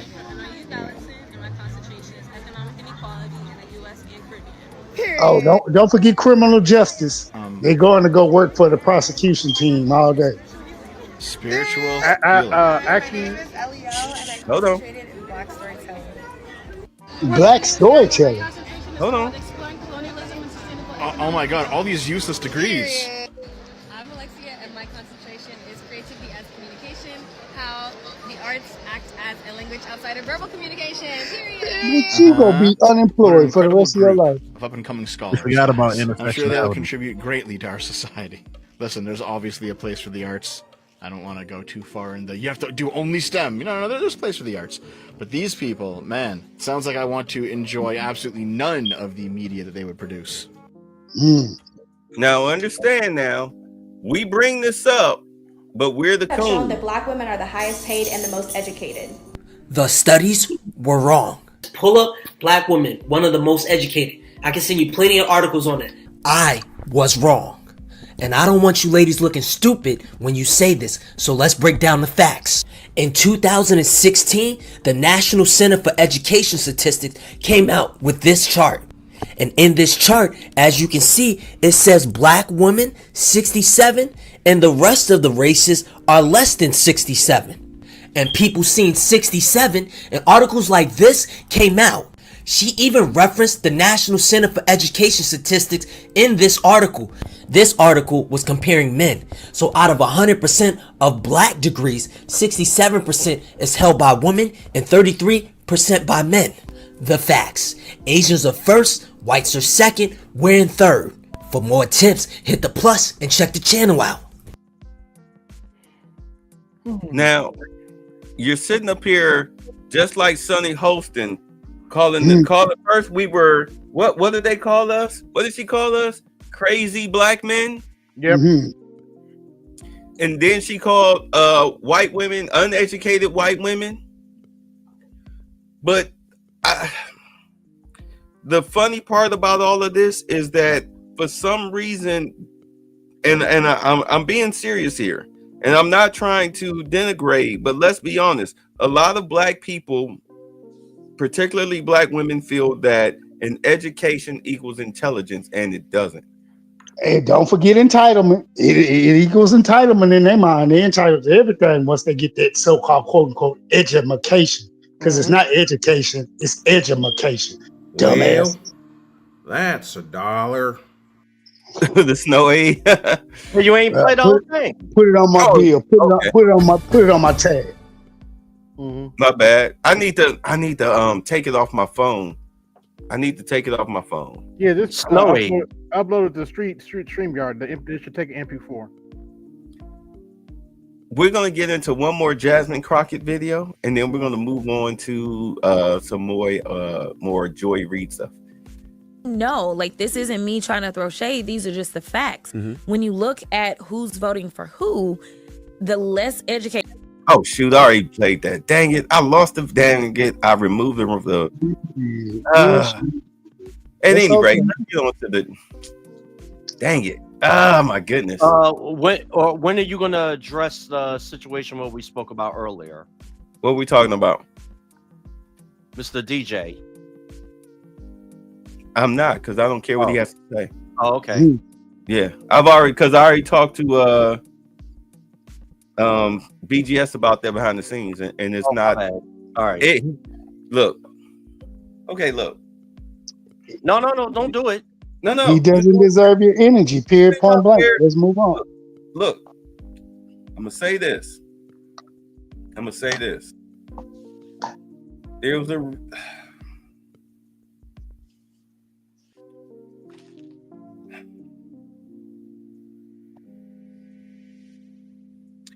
the conversations that are being had by certain groups of people that are black on YouTube are of low caliber.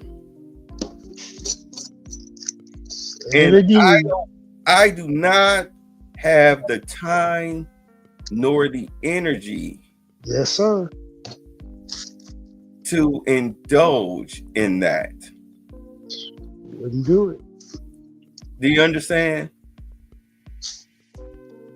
All that yelling, cussing, hollering, screaming, going back and forth, threatening people, threatening each other, all that little girl gossip. And this, as a matter of fact, this is okay, not talking about what you brought up, but as far as the ideology of the situation. To sit up here and to be doxing people, threatening people, trying to get their channels removed, all of this wild, silly Negro stuff, and then have the unmitigated gall to say that black men such as us who try to speak above the muck and the mire, looking for my to say that we are coons. You are silly. You are silly.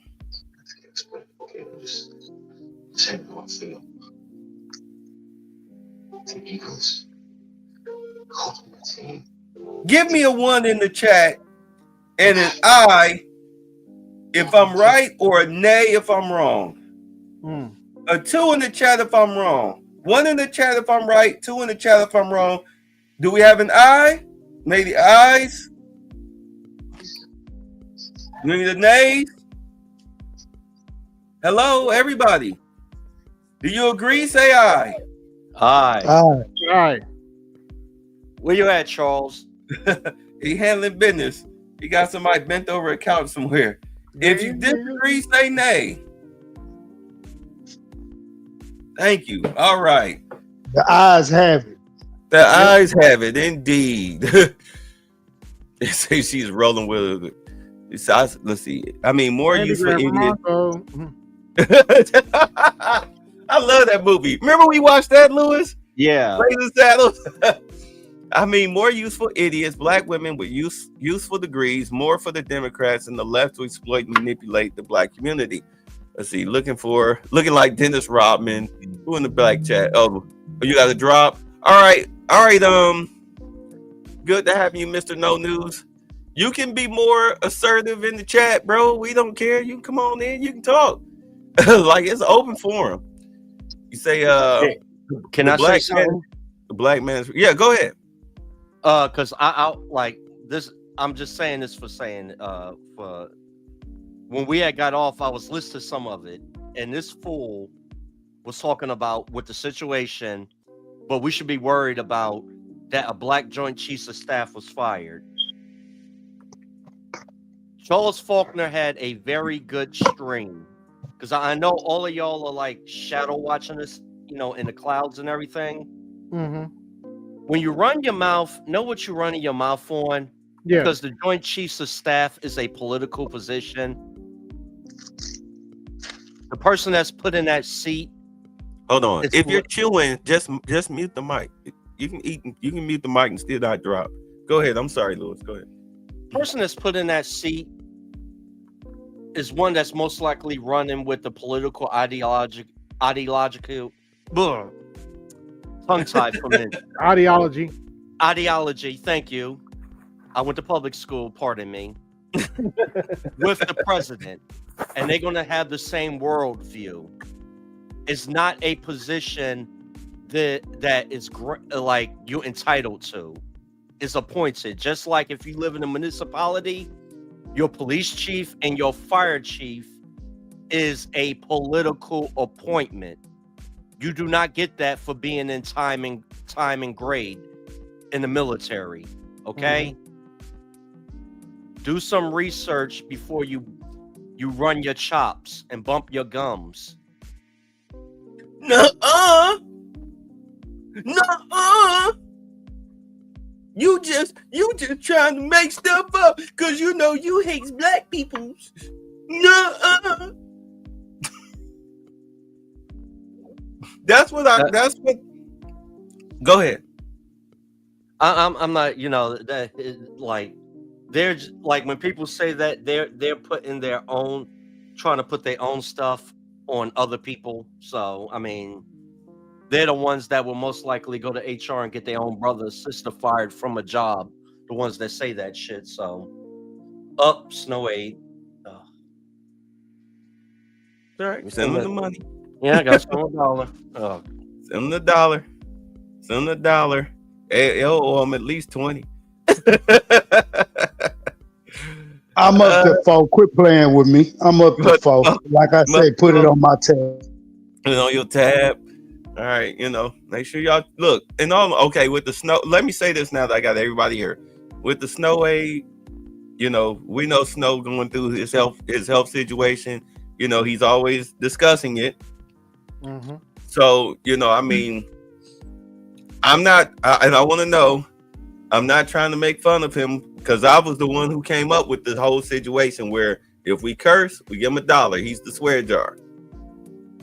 And Snow will tell you, he'll be in the middle of the night, especially like at the end of my streams, I'll send him like $4 here, $5 there, $1 here, $2 there. He'll tell you, I pay my Snow aid because I'm not doing it as a way of making fun of him, but as a way of helping the brother out. You'd be surprised at what a couple of dollars do for somebody. You know what I'm saying? That's down in the situation. We're not making a mockery. We're using the situation to help a brother out, which people accuse us of not doing. Right. I'm now broadcasting almost every day. So at the end of the week, he's probably looking at least what, $20 or something like that, 25. So you ain't gonna keep us from cussing because it's gonna happen. I know. That's why I created the Snow aid. It is what it is. So Look, I told Snow, I said you need to be up here and getting people to cuss it so you can get you some Snow aid. Mm-hmm. Juice Coons a lot of views. Well, can we please get back to our favorite bald-headed? Wish they was blonde. Wish they had Wait. insecurity. Before you start that, let me take a idiosyncrasy problem. I can make a good meme out of that. What? Oh, you want to? Look, you want the link so I can send it to you so you can get Yeah, all right, I'll send it to you in the back chat. All right, I'll send it to you in the back chat.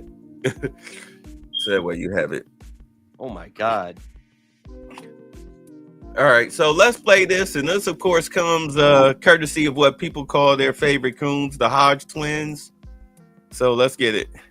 Their fellow Marine. Hey, that don't look like Joy Reid. That look like Roy Reid. Man. We've laid out the stakes in this crucial election, where one side stands for freedom while the other meets the textbook definition of fascism, namely a far-right dictatorial regime like Hitler's Germany. We begin tonight with a full-on crisis in our democracy, as federal workers are literally locked out of their offices while operatives working for a private citizen essentially take over our government. If this were happening in any other country right now, I promise you, I'd be on the air calling it a coup. Hey, the Federal Reserve, that's a private company. You ain't got a problem with that. Hey, but I don't know how this woman lasted as long as she did because she just spewed lies each and every day. But black women on TikTok are losing their minds. Good. Yeah, check this out. Did I just hear that they canceled Joy Reid's show on MSNBC? I did not hear that. Yes, she did. I already canceled Joe and Mika, Morning Joe, when they went and kissed the ring. I just couldn't believe that. I have been listening to Morning Joe for, ever. And I was just so disappointed that they did that. Roy. So I was still watching Rachel, Joy, Chris Hayes, Ari, Lawrence, everybody but Joe and Mika. And now I just saw something that they canceled her show. I may just have to cancel MSNBC because she was passionate. She brought the facts. She had the receipts. She brought facts. Her show was good. How dare you? How dare you? We dared and it happened. Lion. Get the out of Dodge. If telling the truth was a fucking person, it will be her. She don't give a about the right. She don't give a she's about her community, and you took her show off. But this lets you know, MSNBC, count your days, because y'all are so but Joe and Mika stayed the because they kissed the ring.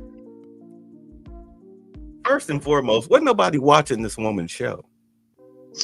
No, Say it again, black man. Say Her no. ratings Say suck. it. Say it again. Say it again, black man. Say it again. They don't hear you in the back. What'd you say, AB? Her ratings suck. Yes.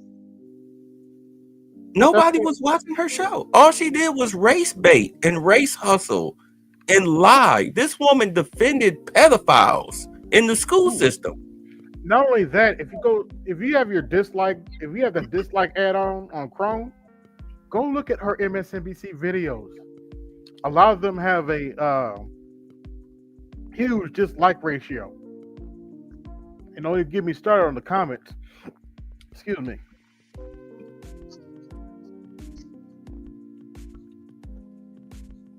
I'm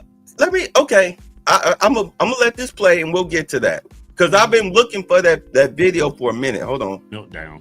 They barely say anything bad about now. But because she speaks in truth, you cancel Why she her cussing show. so much? Her show was amazing. It brought light to racism. It brought community to Her show was amazing. You know what? Like When Kamala Tucker ran a Carlson flawless lost his job, campaign. He's the most viewed anchor on TV. Yeah. I was surprised when they let him go.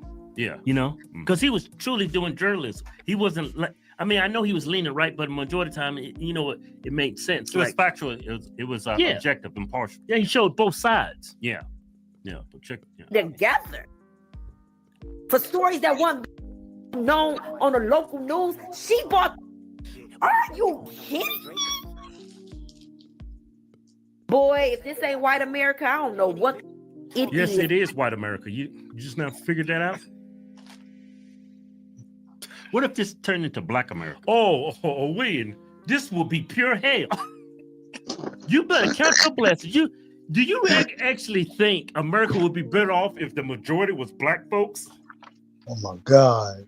School child, not like us, is definitely the song of a century. I'm so sick of hearing that reference. So here we go again.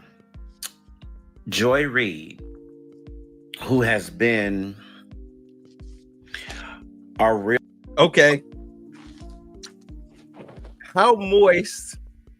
Oh, come on, cake? come on. How come moist is on. this Duncan Hines cake? What? Isn't it self-explanatory, babe? Come on now. Come on, cut the shit. Is this cake? When he started smacking the lips and overly pausing to get himself together and just speak like a heterosexual male supposed to, you knew what was up. Cut the shit, Hey, babe. babe. Cut the shit. Hey, babe. That was $6. a double. What's up? That was a double devil foods cake recipe right there. Man.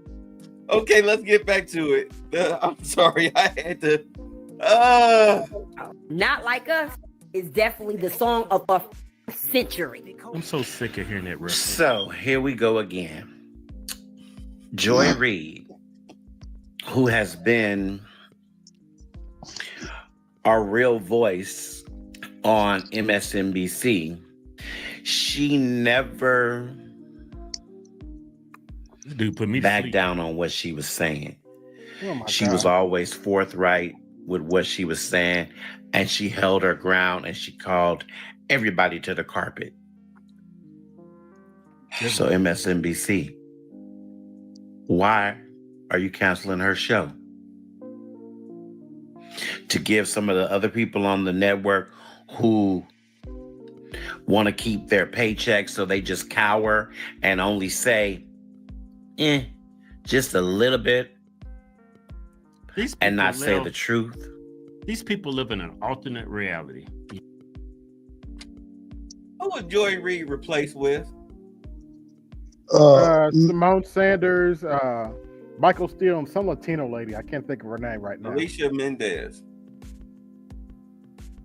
So you got two black people, a black man, a black woman, and a Hispanic woman, but somehow MSNBC is racist for canceling a show that was not producing any money. It cost more money than it was able to bring in. Just like, the local grocery store that people have been stealing from, or the Walmart that people have been stealing from, or the CVS that people have been stealing from. But there were no stories about that. Right? And if you think about it, MSNBC replaced them with more minorities. They got rid of one minority and replaced them with a black male, black female, and a Latino. And y'all crying? Shut up. Don't nobody care.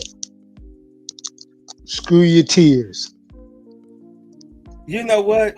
Understand that these people who are melting down, these are the people that I call coons. Butthurt coons. Right. These are the people that I call coons, but there's a reason why I call them coons, because these are people who call themselves being pro-black. Woke, black.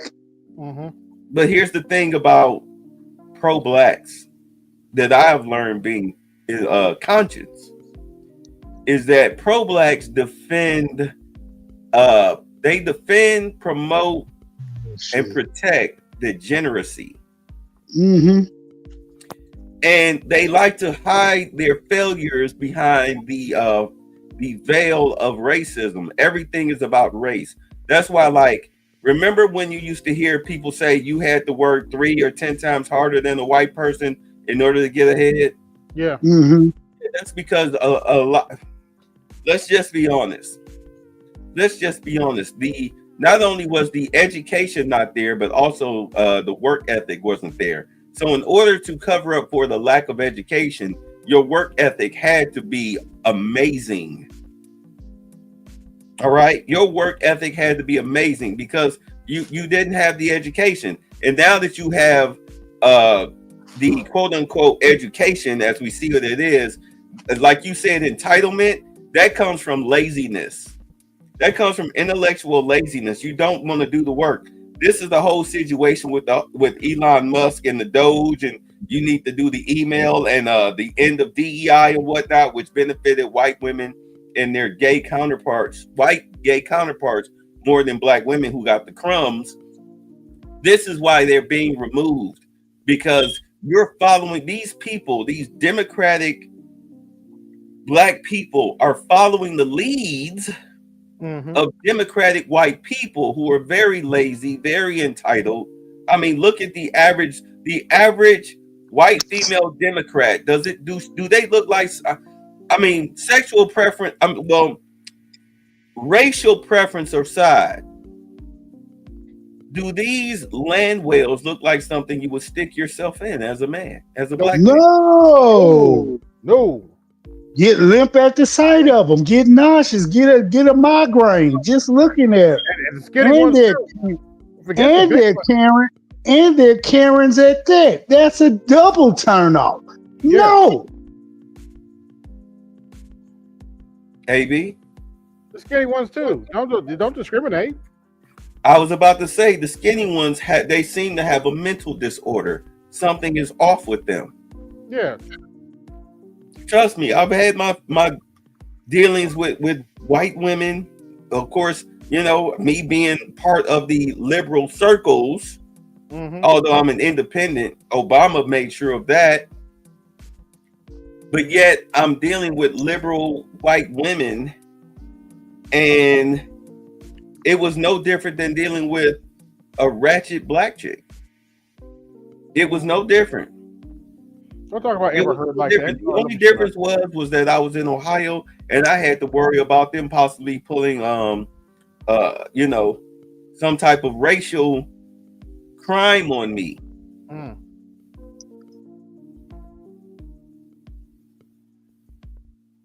Luckily, I mean, I was never in a position where I got into it with one where they felt the need to call the police, because it'd have been game over. I had to call the police. They never called the police. You understand? It gets.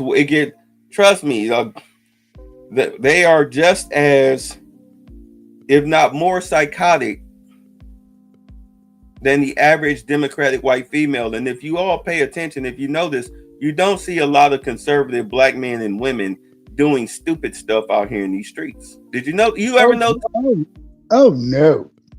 They're not gonna do that. You ever notice that conservative black people tend to mind their own business The real ones, yes.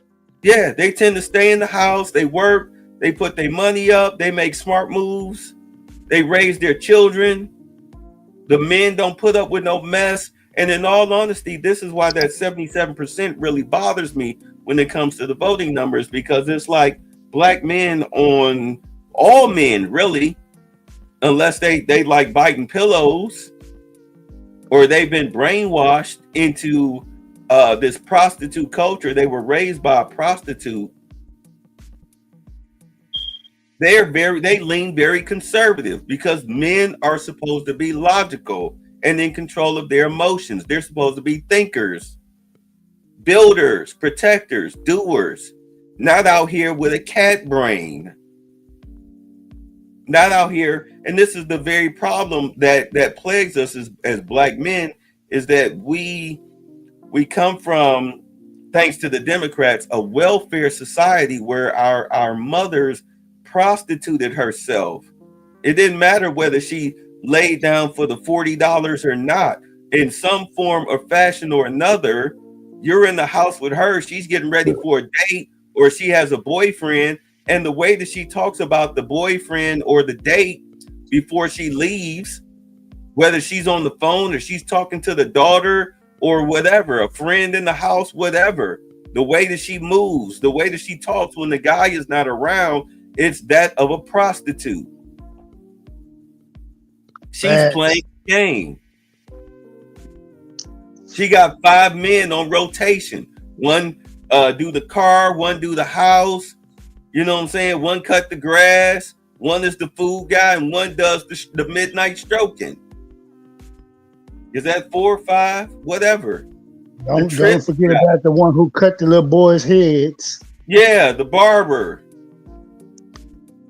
She might go in the back, maybe, kiss the tip or give him a little handy or something.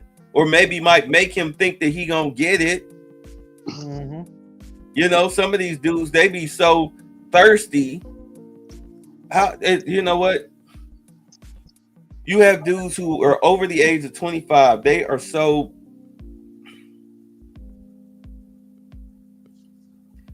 Let me say this. One of the biggest bursts of the black manosphere concerning their issues with women, the dry dick clubness, is because they didn't grow up dealing with women in high school to the point where women didn't affect them once they were over the age of 21. Their mentality was not, on some chick please type of stuff, but they was like, let me please you, chick type of stuff. They so thirsty for love because they're inexperienced with women. You're 30, 40 years old and you still out here simping and tricking because you never had anybody sit there and try to tell you or show you a better way. And we can sit up here and make 1,001 videos at 6 hours a clip all day long. And these dudes can sit up there and watch these videos all day long. A simp and a trick is always going to be that. Why do you think Fresh and Fit and them and whatever podcast and all these other people last so long? Because these guys, this is the game. And I peeped this a couple years ago. The game is you get these chicks on the podcast. You go in the circle. They shout out their OnlyFans or whatever page that they use to make money. These guys by the thousands will go and sub to these girls and then call them every name in the book in the chat while Myron sit up there and talk all types of smack to them to their faces. Some girls can't handle it. Some girls do because they let these girls know up front, yo, this is the play. This is the play. This is the game. And some of them can't handle it. That's what Pearl was doing overseas. This was the play, except the problem was you're dealing with people of low IQ. Their Wechsler scores are 60 or below. They get in their feelings. Quick. But these dudes who sit up there and watch these shows, all they do is inundate themselves with all these, females are bad videos, but they still turn around, super chatting Byron them, buying the girls OnlyFans, all of this stuff. They still simping out. They're still simping out. You still got young NBA players knocking up 40-something-year-old broads. They're conflicted, babe. You can blame them, but you can't blame them at the same time. Because, like I said, before you lay blame on all these Neanderthal simp, what you say, dry Richard getting brothers, because I ain't gonna use the other word for Richard, because I'm up to $4. You ain't gonna give me the $5. You up to $6. No, watch that. Watch You up to $6. Okay, hey, hold on. You already been shouted at the D word, so let's not take No, a hard curse word is okay. Oh, okay. Well, see, I need the goddamn parameters. See, my bad. see, at the parameters, my map is reckless like Texas. We don't care. But See, yeah, we're the black women to give her a show. All right, yeah, I did that. I'm sorry. So, what's going on, G? Serotonin. What's up with you, AB? How you feeling, brother? All right. Can you guys hear me okay? Mm-hmm. yeah, Loud we and can hear clear. you. Yeah, He man. the only one you worried about? What's up, AB? Man, my fault, AL. How you feeling, brother? How you doing, Yeah. Charles? How the brothers doing? Peace to the guys, man. Yeah, thank you, Gigi. That's a lot better.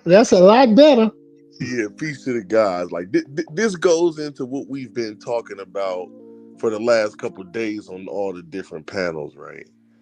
Because we're talking about how these people think and how these people behave, right? But I think more so as a child that grew up amongst these people. Like, it's damn near like a cult, because imagine you're a little boy growing up in this stuff, right? And I always related to the children because we're all grown men. We've all coped and we've survived and we've, kind of figured it out. But imagine you're a little boy growing up in this stuff and somebody's telling you things, but then you're going to school learning one thing. Like, it's like you're getting bombarded by different things to learn, but the only time you get rewarded is when you do the dumb shit. You get what I'm saying? So imagine I went to school and I took a test and I got 100 on the test and nobody was happy or nothing. But I got into a fight with Jamal and I beat him up and everybody cheered me on. Oh yeah. You see, or I was good at chess, but that didn't get me the girls. I was better at football for running and hitting a dude. But the me being able to run and hit that dude is more valuable than me being able to do this math problem that none of the other kids could never do. So this is how you'll get boys who actually have high aptitude and acumen who cannot develop because we don't have fathers either. So there's nobody to kind of structure our knowledge or nothing. Like, I'm realizing this as a grown up and I'm going to college and I'm building my life at 35, but I should have did it at 21. But at 19, I was damn near dead because somebody told me a real nigga's supposed to get a pack and take care of his mama. Oh boy. Yeah. So my whole life I was striving for manhood as a young man, and everything they told me that manhood was destructive. But I was smart enough to understand I need to be constructive, but I still was seeking the pleasure. Like, this shit is weird, bro. I'm trying to figure it out still as a grown man. And that's why sometimes when people talk to me, I'm so lenient on niggas that y'all call Pookie. Because I think a lot of times how we grew up determines it. Because a lot of brothers have fathers in, like, those of us that didn't have fathers, our life is so radical that it affects the other brothers. Because we trying to fucking escape death. All right. Okay, hold on. So we have a thing here where if you curse, you have to give $1 to Snow Aid. Play it. Oh man, what's the cash app, man? I gotta get. What's your who I got a cash app? That's $1. No, man. We'll put it up on the screen. That's his cash app. It's $1 curse word. Okay, so let me stop cursing because I'm gonna be broke. I only got $17 on cash app. Right. We're trying to keep They're trying to keep it respectful so people don't lose their monetization or their channels or anything. Because YouTube has been real funny. So go ahead, you can say what you're saying. Just but just understand, if you curse, you got to pay the snow age. Apologies, Snowman, but this is what I'm saying though, brother. Like this goes in depth because in that statement they were talking about how when they would make a statement, she would just bust out like, "You white people don't know because y'all was this or that," and it was like, and I'm like, damn, this shit is like a movie to my life. It's like a movie to my life, brother, because I can just picture being a young man and I'm trying to teach, like I'm trying to tell my parents something or my aunt or my family, like something that I learned in school or some type of thing, and the way they would react to it. And if they didn't understand it, it automatically became white people stuff. And it's a hard thing to realize that you're more intelligent than your parents. This is a struggle that a lot of boys go through in the black community when you realize I'm smarter than them. But they telling you you're dumb because you're not good at the dumb stuff. So it's a cultural warp because I'm smarter than you in real life. Like I have the acumen to become a mechanic or an engineer or a lawyer or something. You can't really pass the basic acumen to do things. So you make it seem like your dysfunction is actually prestigious. But so it's hard being a child of intellect amongst this stuff. Do y'all get how this relates to what I'm trying to say? It doesn't really relate in that way, but imagine the boys that are with these women that have been indoctrinated and you never really had a man around you of substance, or you never had a situation in your life to break you from that. No, I fully understand. I mean, you set up there, and again, it's not a diss to Anton, but Anton had his mom a phone call with him, and she pretty much told him that sometimes he was too smart for his own good because he had a conservative viewpoint. Do you understand? He had a conservative viewpoint, and his mother felt that there were times that he was too smart for his own good because he asked questions. But really, what type of stuff is that? What is deeper is it's not even about the question per se. It's about your comprehension of what's going on is greater than theirs. Yeah. They don't get mad that you ask the question. They get mad when you articulate that they don't really understand what they're talking about. Like I remember I told the dude when we were young, why is you worried about getting a job and we gangbanging? And he couldn't fathom the relationship. Like, bro, you choosing a different life. Like, there's no going back from this.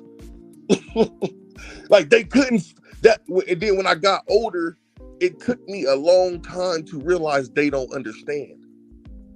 It's not that they're stupid. It's not that they can't get it. Like, they could eat. They'll be able to get a job and pay their bills, but they don't understand higher concepts. So you're trying to explain things, and and as a young boy, you're searching for this meaning amongst these people, but you feel a loyalty to them. Because for me, it was kind of warped because like I was also introduced to like Black revolutionary literature. So it was like I'm 13 and 14 reading Black revolutionary literature in the ghetto, and I haven't even made my life, and I'm living my life at 14 like I'm a 35-year-old Black revolutionary in the 50s. Like I have an anti-establishment mindset. Like I'm all like, man, we got to be in the streets for our people with a gang, and I think this gang is a fucking arm. Sorry, I owe you $1. But this is the indoctrination you face as a young child. You have a mind that can think and reason, but you're trying to twist your reasoning to fit drug addicts and low quality people's lifestyle. And that's the Democratic stiff, like, oh, food stamps and all of this, but it's the lifestyle that's detrimental. Because even your brightest people can't develop because everything you've taught them about gaining in life or pleasure is actually destructive and backwards. So we think that we're failing because we're Black, but you're really failing because you're ignorant. And the lifestyle that they're living is such a facade, you don't even understand that this house and stuff is propped up by welfare and Section 8. Like they would be homeless if it wasn't for this. So you think that they got to be some type of smart. They got a house and all the brothers you know is damn near homeless. But you do know brothers that's not homeless, but they don't even living in the community with you. They gone. And then you realize that as you get old, you just got to leave. Because you're not actually facing a problem. Like that's just how they are. And that's why the system is built like it is to take care of those people. You got to be smart enough as a man to just leave it.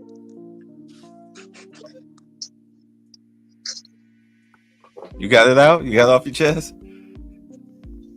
Yeah, man. I just was watching this stuff over the last couple of days, and like we all worried about the women and stuff, but we're just like I'm in the mental sphere. I'm not really worried about the women. Like they're not going to change. No, I'm more worried about the little boys and their understanding of what's really going on in the world. Like you have to realize what you are, bro. My thing is that the way that I originally saw the manosphere was it was men who were they were coming from trauma, but they didn't understand that they were coming from trauma. That's what the whole conscious community and whatnot was really about. It was about overcoming trauma from post-traumatic slave disorder. Man, know thyself, all of these things. But now we're in an age here in 2025 where it's all about knowing, it's about getting your money up. But between 2018 and 2022, it was all about understanding that as a black man, you have no friends. I mean, the catalyst of that, which really was the real eye-opener, was the Cocktails with Queens with Ice Cube, when he had that plan for Black America, you know, the contract for Black America that him and a few other people were working on, but he was the face of it because of his celebrity status. And when they asked him, well, what about black women? And Ice Cube said, well, aren't black women black people? And they said no. And Ice Cube looked like, what the hell? What? And then you never heard him mention that contract ever again, if you noticed. You noticed that? Y'all noticed that? Mm-hmm. He never talked about it again. Yeah. He was smart. And as black men, the day we heard that is the day we should have just truthfully severed ties with these insufferable creatures, period, point blank. But when I say it, I mean an evil. But it's okay. I'll be the bad guy. I will say this. I don't hate them. I know that they are a product of a white lesbian man-hating feminist ideology that they call feminism. I know that they're the product of that. They are the product of welfare. Their grandmothers and great-grandmothers and whatnot really did them no favors. Integration did black people no favors. We were better off with segregation, but the thing about it was what Martin Luther King was really fighting for was separation, moving away the segregation laws. We should be able to drink at a water fountain. We should be able to stop at any coffee shop, all right, and get something to drink without somebody spitting in it or whatnot. But the whole thing is that why would you want to? Well, what people got mixed up is with the integration thing is you had integration, but you still maintain your ability for self-determination. And when we had integration, one, it killed off the black entrepreneurship. Yes. Facts. And we got fat off the hog with a lot of people on government benefits. And it killed that hunger for that entrepreneurial spirit. And the quest for self-determination died with it. Can I I speak? remember. Can I I speak remember. after you, brother? I'm Hold sorry. on, Can I speak hold on. after Let that, him. brother? Yeah, just. I mean, the rule is pass the mic. Yeah, So I just want to when know you're done, just the say order. pass the mic, and G will give it right to you. All I right. remember growing up. I'm a child of the '70s, where you had in the neighborhoods here in Jersey, you had black doctors. That was the doctors' offices were in houses, but it was set up as a doctor establishment and everything sanitary and everything. You had black-owned stores. The blacks controlled the taxi medallions in Newark. You had black dentists. You had black lawyers. You had black gynecologists, black pediatricians. Everything was in the neighborhood where if you wanted to go somewhere, you could go to, and it was black owned. And by the 90s, all that stuff was wiped out. The Haitians and the Africans, they had took over the taxi cab industry. And I know a person, he was making, and this was in the 80s, he was making close to $100,000 a year alone off of the taxi cab medallion, and he owned a couple of corner stores throughout the city. Back then, that was upper middle class. You had black-owned mechanic shops. Everything you need to do except for major big box grocery stores, so to say, supermarkets. You know, that's controlled not by us, but for the most part, things that you need, you could go to a black-owned establishment. And by the 90s, all that died. The only thing that was really left was your steak and takes, the NOI establishments. And I passed the mic on that. Go ahead, G. Yo, peace, brothers. The more I study the civil rights movement and the brothers, those brothers were smart brothers, man. Like, I don't think integration hurt us at all. I think it brought us into the real world out of slavery. We talk about these black-owned businesses. There's no such thing as a black-owned business in India or Indonesia. There's called a business in Indonesia, and you have to be competitive. We cannot depend on our skin color to progress, because that's the same thing that held us back. We got to come into the real world. That's all I'm gonna say. Like, I respect those brothers' decision because I understand more as a man now that being black, it does mean something to us, but it means something to us, and that's our personal identity. In the real world, we have to compete with Indians and Japanese and Malaysians and all of that. So, you know what I mean? We can't be worried about the black community if it was never equal anyway. It was, we was segregated and we got all the secondhand stuff and we made the best do. But we got to come and compete in the real world for real things. That's all. Like, that's the welfare mind state, is that we supposed to be given something because we're black. No, just give me my liberty and I'll choose what I want to do.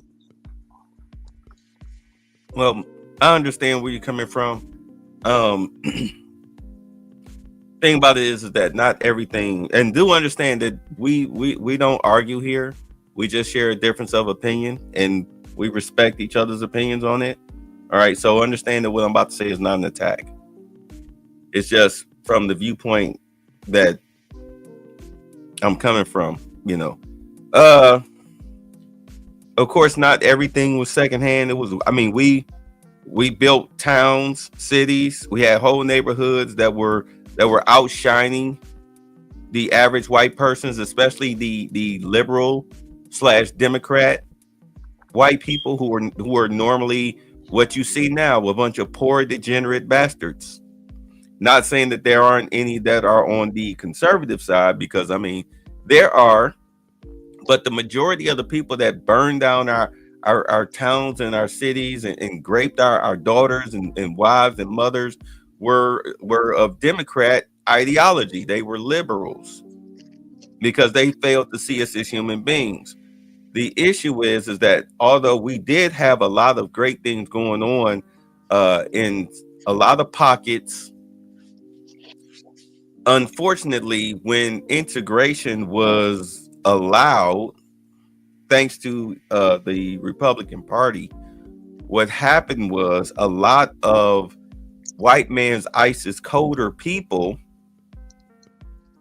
ran to white shops. They ran into J.C. Penney's and Woolworths and Willie's Cafe and whatnot, because they felt that those establishments were better simply because they were owned by white people who already, of course, as we know, had that huge 160-year or 400-year jump on us off of our free labor to where they could have all of these fancy things.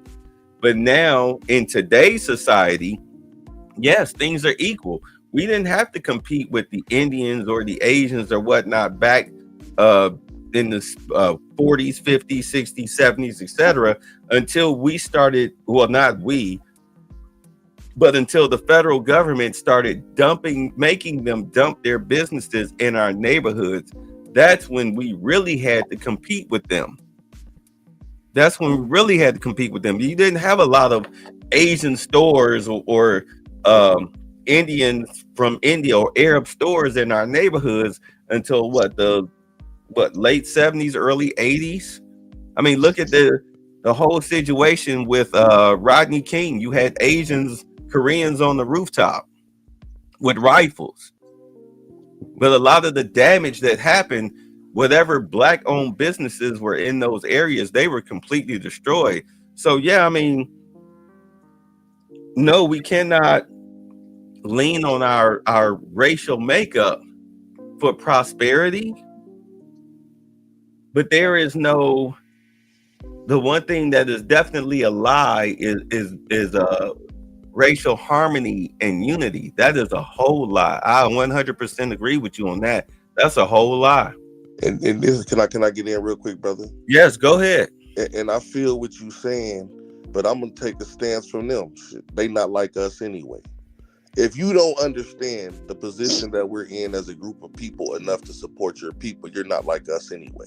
This is the issue Marcus Garvey had.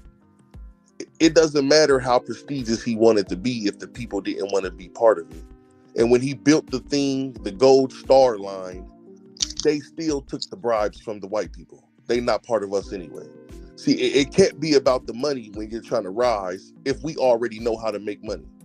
If I already know how to make money and I'm for my group of people, I'm going to rely on my own skills. I'm not going to depend on my group to support me. That's me using my intellect because I'm for the movement of my people. These people that we're trying to save and explain this to don't understand that. Peace to the guys. No, you're right. You know, Termacat, he agreed with you. So think about it. Staying integrated with those people was pointless. They're not part of us. Because when it was before integration, the top 1 in 10% that understood carried everybody else. And when they would be trying to explain to these people why we should do this, they would be getting fought by their own people. And at the same time, going to get sprayed down with water hose for those same people because they loved them. So think about, we live in a time and day where Martin Luther King was sprayed down and beat, and they gave us a certain type of humanity in this place. Just for the people that's on the show, right? Just think about the irony of what we have faced in this country. We live in a world where Martin Luther King and those type of men fought for the right for us to say whatever we want and to be equal on that footing. For a woman to have the right to say Martin Luther King wasn't a good person and insult his character, and we just have to take it. We're trying to burn down his house. Man, a black woman trying to burn down his house. That's the world we live in. The other black woman said he wasn't a good man because she's more worried about if he committed this, that, and the third on Coretta, because all she heard was what she heard from those freaking tapes. Is the thing. This is the beauty of Martin Luther King. He wouldn't have cared that she said it anyway. He wanted her to be able to say it. Yes. You see what I'm saying? So this is the world we have to evolve past that mind state that those brothers had, because it was a different time and they fought and died to change that time. That's why we don't live in it no more. Exactly. You're 100% right. And it's no longer this. Here's the thing. This is why you can't sit up here and be a Jasmine Crockett, millions of dollars in the bank, Gucci purse, sitting up here. Three or four estates down here in Texas. One in Austin, one in Galveston, one in Dallas. Full clown costume on with the hair and the makeup and everything. Able to go anywhere you want to go. Nobody's called you. Look, you can pee in any bathroom you want to anywhere. You can eat at any restaurant you want to anywhere. You're a member of Congress. And you're sitting up here crying racism. Where? How? Why? Because you're not getting what you want? Because a Joy Reid got fired? Because they did away with DEI, which was nothing but hiring a bunch of incompetent white people, mainly women and gays, mainly trans? And you hollering racism? Are you serious? Because listen, that's the program they've been taught to run to get the goodies, but that program is gone. It's 34 belly dive. That's the only play they know. They go run it 99 times. Remember, we talked about how years ago we questioned these degrees. Like, is they really passing these degrees if all the women doing the grading are feminists? Oh, you missed it. You missed it when we played the degrees video. Oh, there was a video about it? Yes. Oh, we got all up in there. You late. You late. No, it doesn't surprise me. We talked about this years ago on a whole nother panel. Like, I don't believe they actually earned a degree because I went to school with them and they're not that smart. Hello, say it again, black man. Say it again. Most educated, but less knowledgeable. I'm not even an educated person. Like, I'm not educated. RICO is not a crime. It is a category. What is the It's a category of crime. They're supposed to be having the stupidity. Oh my God. Who? No. Shout out to the brother who was brave enough to put the helmet on. The women with bachelor's degrees that didn't know when slavery ended. I believe it. I've talked to women with bachelor's degrees and I asked them when slavery ended, and they looked at me like, "What are you talking about?" No. You should have asked them about the Emancipation Proclamation to be more precise. That's the same thing. Yes. Why would I ask them about the same shit? Black people have always had a certain amount of moral currency that we have been using. And let me be the first to tell you, that's used up. White America has been watching us act like fools for a long enough time where any sympathy they may have had to our plight is completely gone. You're approaching a country that, forget hating black people or not hating black people, they just don't care. You're gonna be talking about affirmative action, they can be like, I don't care. It literally is of no importance to me. I don't care about slavery, I don't care about segregation, I don't care about you, I don't care how many of you all go to jail, I don't care at all, because I'm broke. You can't be the proud, noble fighter when every single time someone sees a person that looks like you on television, they're acting like a damn fool. How would they know? How would they know you're not a damn fool? Hello. Do you got a minute to play something, Bay? Do you got a minute to play something? Sure. Bring this up. That's why we're here. That and leave it. And me and my brothers will be trying to figure out, because we were young, what is he talking about? Ice is ice. And I'm sitting there, we going back and forth he would never explain. We would beg him, hey, explain that. What do you mean? What do you mean? He would never explain it. But at different times, he would tell us, remember what I told you. When you deal with niggas, the white man's ice is always cold. And I never understood exactly what he meant. Yes, you did. Until I You became just an didn't adult want to comprehend. and started dealing with y'all. Once I started dealing with y'all, it hit me like an epiphany. The light bulb went off. I know exactly what he's talking about. Duh. Oh yeah, I got it now. I understand now exactly. All those years he would say that and he would never explain it. Because I think he understood that. Okay, just keep living. You'll find out.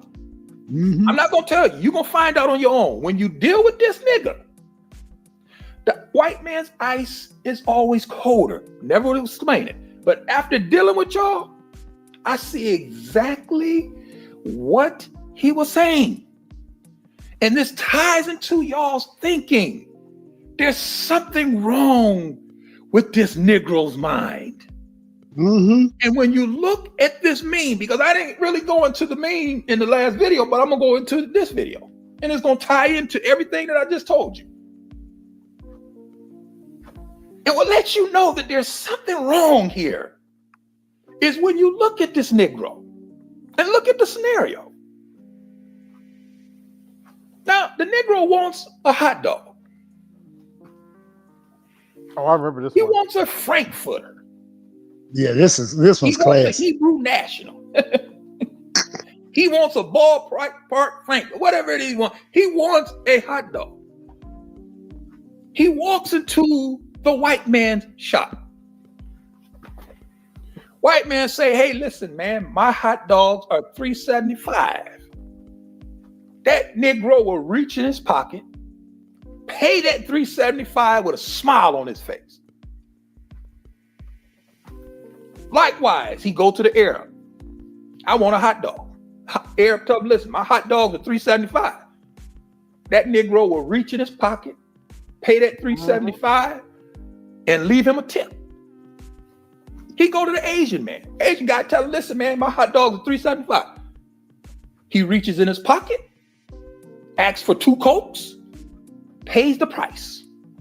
He no complaint. walks into the black man's store. Oh, here we go. The black man tells him, my hot dogs are the same price as everybody else. It is only at that point that this Negro will all of a sudden develop an attitude. Become uppity than a motherfucker. $3.75 for a hot dog. How you explain that? Become uppity than an MF. Nobody else got a lip. Nobody else got a gripe.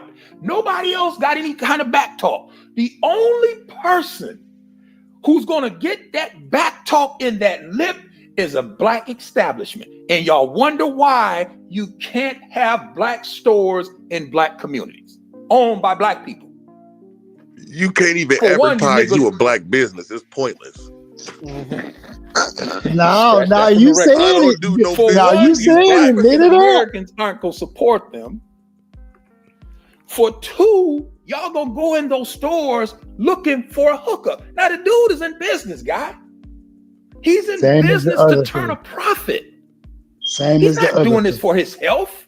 He's doing it to make money. Same It's as a the other three. business. He has employees to pay. Same If as he the other doesn't three. own his building, he has rent to pay. He Same has as the other three. insurance.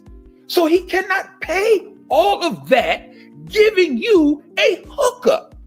Hello. But the Negro, I'm telling you, there's something wrong with his thinking. There's something wrong with the way he thinks. The Negro will only go to that black business and ask for a hookup. Give it to me half price. Oh, you charging too. Now keep in mind, now he's charging the same thing as everybody else.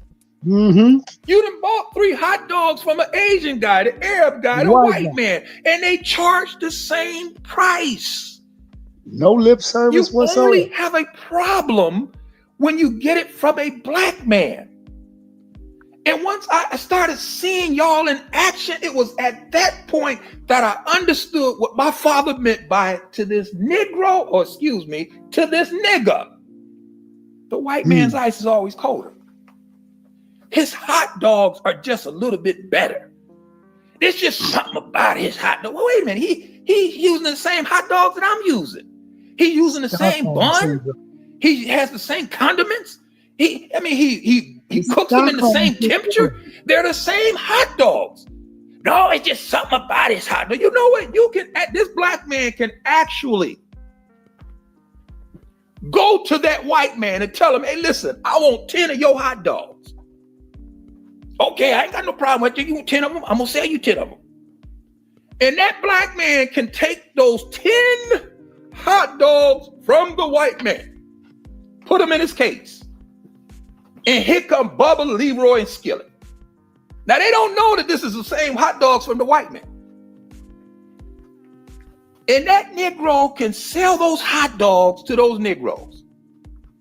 And they will complain about it. Hey, man, something about your hot dog, man. I don't know what it is. And I don't like your hot dog. I'm going across the street. And go across the street to this white man. Get the same hot dogs. Get the same hot dog. It's called Stockholm Syndrome. Oh, there's something about them hot dogs from that white man, bro. Them things are good. To this nigga, his ice is always colder. I didn't understand it until I became an adult and started dealing with y'all. And I find out there's not only something wrong with the way y'all think, y'all have an ability to gravitate towards individuals who absolutely have no respect for you. Y'all love that. Because if the Negro was to walk into that Arab man's shop and ask that Arab for that hot dog and give me a hookup, you know what the Arab gonna tell him? Get your black ass out my store. Hello. Now listen. Listen. Keep in mind now that his store is located in this Negro's community. That Negro walked past that same building walking to school for 12 years. Well, not for 12 years because he probably flunked. So let's say for 14 years, but that's a subject for another video. For 12 years, he walked past that store. And now the Arab got here yesterday. Opens up a hot dog shop in that same building in his hood that he's walked past for the last 14 years. And when he goes into that Arab man's shop and asks that Arab man, like he asked this Negro, can I get a hookup? Your prices are too high. That Arab is going to tell him, get your black ass out of my store. And then hold on, that ain't the end of it. That Arab can tell that Negro that at 8 o'clock in the morning. Do you know by noon, that Negro will be back in that store trying to give that Arab more of his money? There's something wrong with the way you people think. But God rest his soul. It's deep. Yes. It's deeper. Say it It's again, even black deeper man. than a store Rest thing. his soul. It's like when you even tell them, like, man, You told no lies, and what that gentleman just Hold on, described let to him you all, Let him tell it. No, go ahead, AL. I'll let my elder go. Go ahead. Okay. what that gentleman just described to you all, like he said, we can't understand it. What does it understand? It's called Stockholm Syndrome. That's why the white man's ice always tastes better to you Negroes in your mind. Because guess what? In your mind, you sitting here relying on every facet of every day in your life for him to appease you, accommodate you, entertain you. If not, what you gonna do? Twiddle your thumbs? No. Get like the old people used to. Get to invent your own stuff. Get to running your own stuff. Appreciate your own stuff. And guess what? If he don't want to come to your side of town and affiliate with you, cool. You don't have to necessarily want to always go across his side of town to be near him. Or what is it? You know what it is. Like I said, Stockholm Syndrome. You got to be near him. You got to be near your oppressor. Because if you can't, you act like you physically don't know how to act and conduct yourself and to think. That requires thought. Oh, that's too much work. So we just go rely on being in this Stockholm Syndrome and acting like the white man's ice always tastes better. And keep perpetuating it. That's what we've been doing. Nothing more, nothing less. But I digress. I pass the mic. But I just want to point out. So think about it. If we would have if we wouldn't have been if we would have still, what is it called, segregation? That's when we was by ourselves. We would have been stuck with them people. Think about that. The brothers knowing that they wasn't just like this in integration. They were like this before integration. No, we were literally trying to weed them out, though. That's the thing. No, I'm saying this. Listen, think about this. there was there was black men that were cooks at the white man's restaurant. And black people would be dying to try to be the black people to go into the white man restaurant and spend $5 on the same chicken that the black man trying to sell on the block for $2 that he got from the white man. It's the same thing Mr. Carroll was just talking about. Yes. That's what I'm saying. If we stayed integrated with those people, see, integration integrated us with the world because everybody don't think like this. That's the trick, and the key is that this is particular because of something we're going through. Everybody don't think like this. That's why they have metropolitan super cities where every culture in the world is at. Like, everybody don't think like, okay, just because this brother is from my place, I'm supposed to give him less.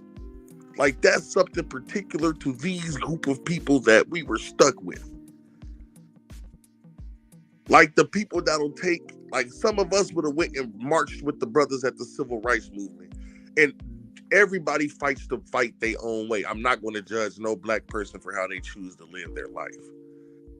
But I think learning about the civil rights movement, we understand that was a very small group of us, right? And that small group made a big impact for everybody. But we can see the detriment of it is when the leaders of that died, the whole movement died. It was a couple charismatic individuals and a small group of people that took to it. The rest of the people wasn't really trying to hear that, other than that it benefited them to get the stuff that the brothers fought for. I say that about our store. When we shut our doors, the landscape of Black society completely changed. It just went right back. It went worse. If it was at a 10, out of a 20, it went to a negative. Do you remember that scene from A Soldier Story?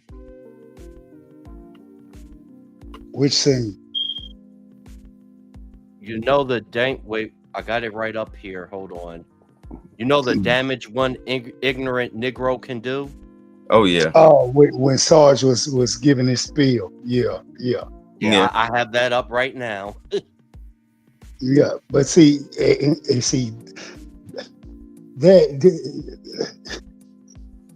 that within itself, okay. Like G was asking the question, posing the question. Why would we want to still be in that situation?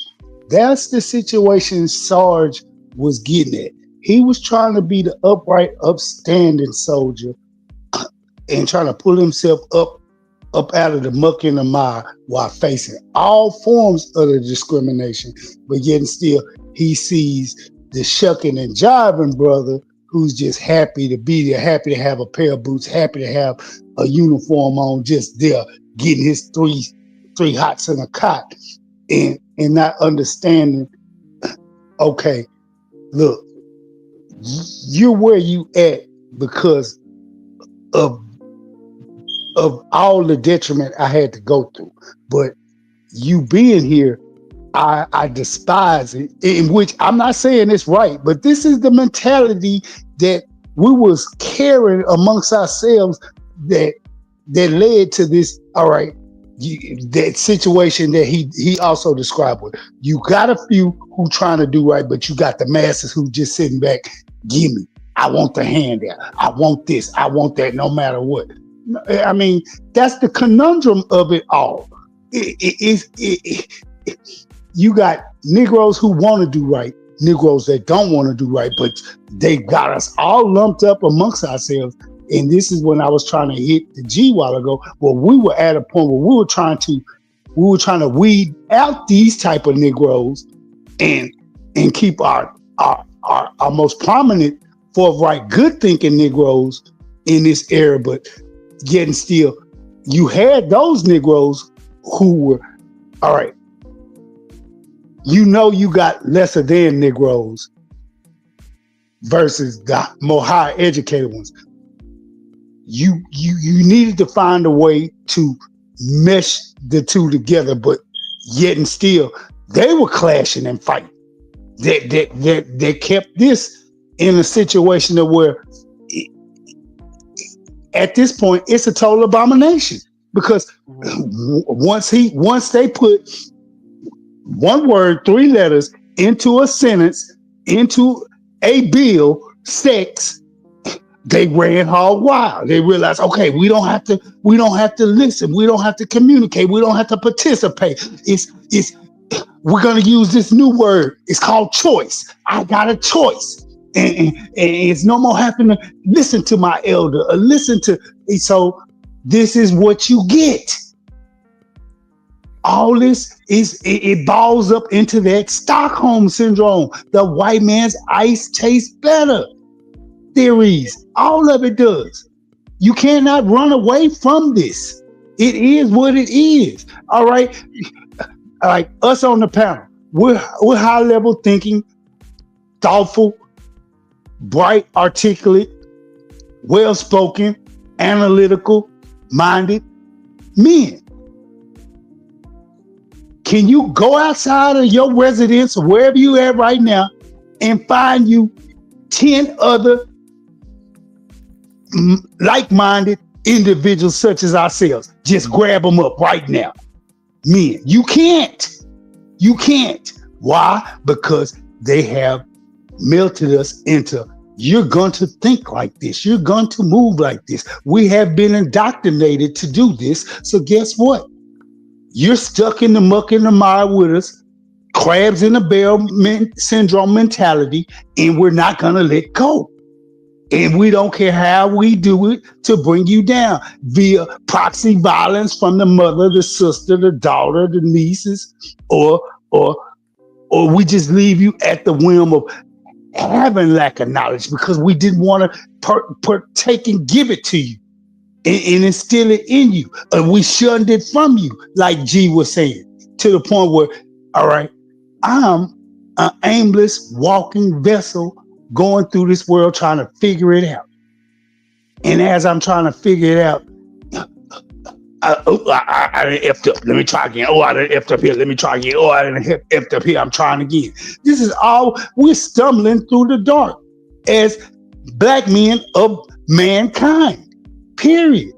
And everybody wants to, like I said, I center the blame on one group of people. I didn't say I didn't love them, but I don't like them. And I don't like them because of what they've done. They chose, they made a choice to do this to us and to get on the coattails of white women. And all the while knowing that the white man and the white woman were being diabolical and screwing you every step of the way. But it's okay. It's okay.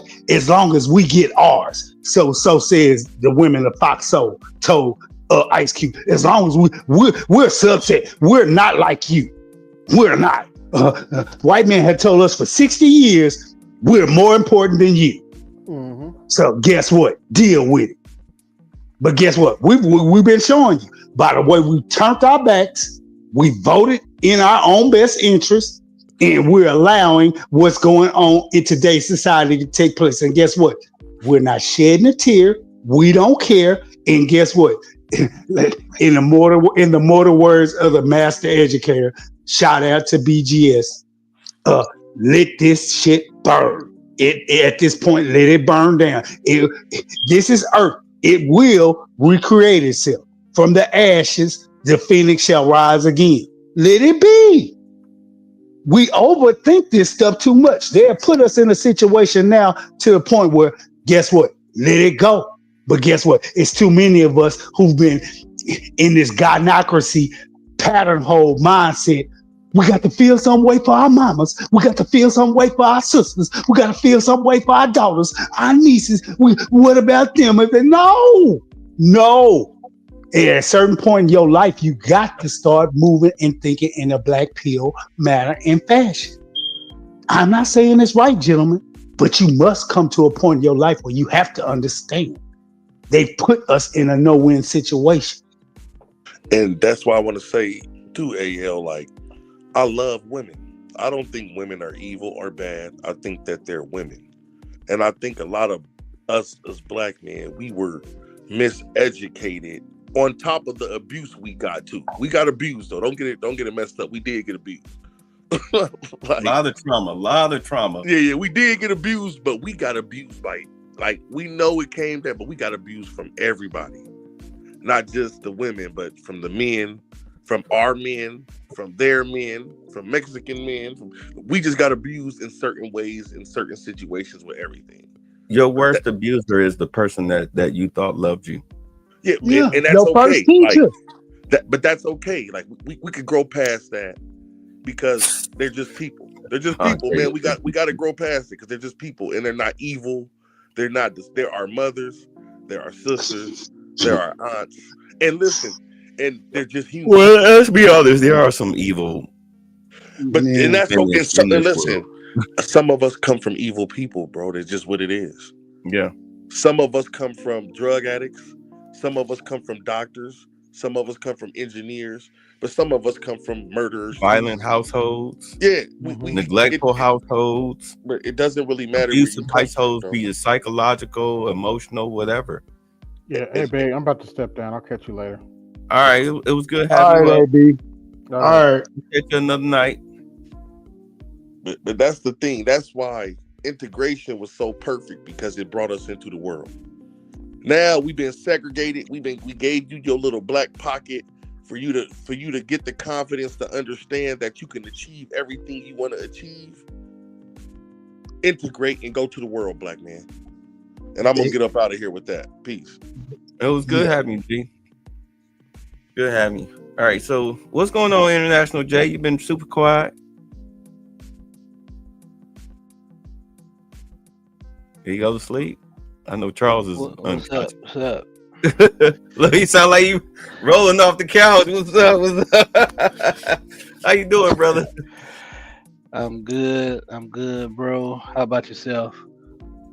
I'm good. You just rolling with us, or you ready to like verbally contribute? I'm just here, man. I'm just here. If I hear something, I want to chime in, I'll raise my hand. All right. But it's funny because when I was listening, it's funny sometimes you'll listen to a panel, and by the time you get on that sucker, the topic then totally changed on It will morph and go its own way anytime. It just don't matter. Yeah. Yep.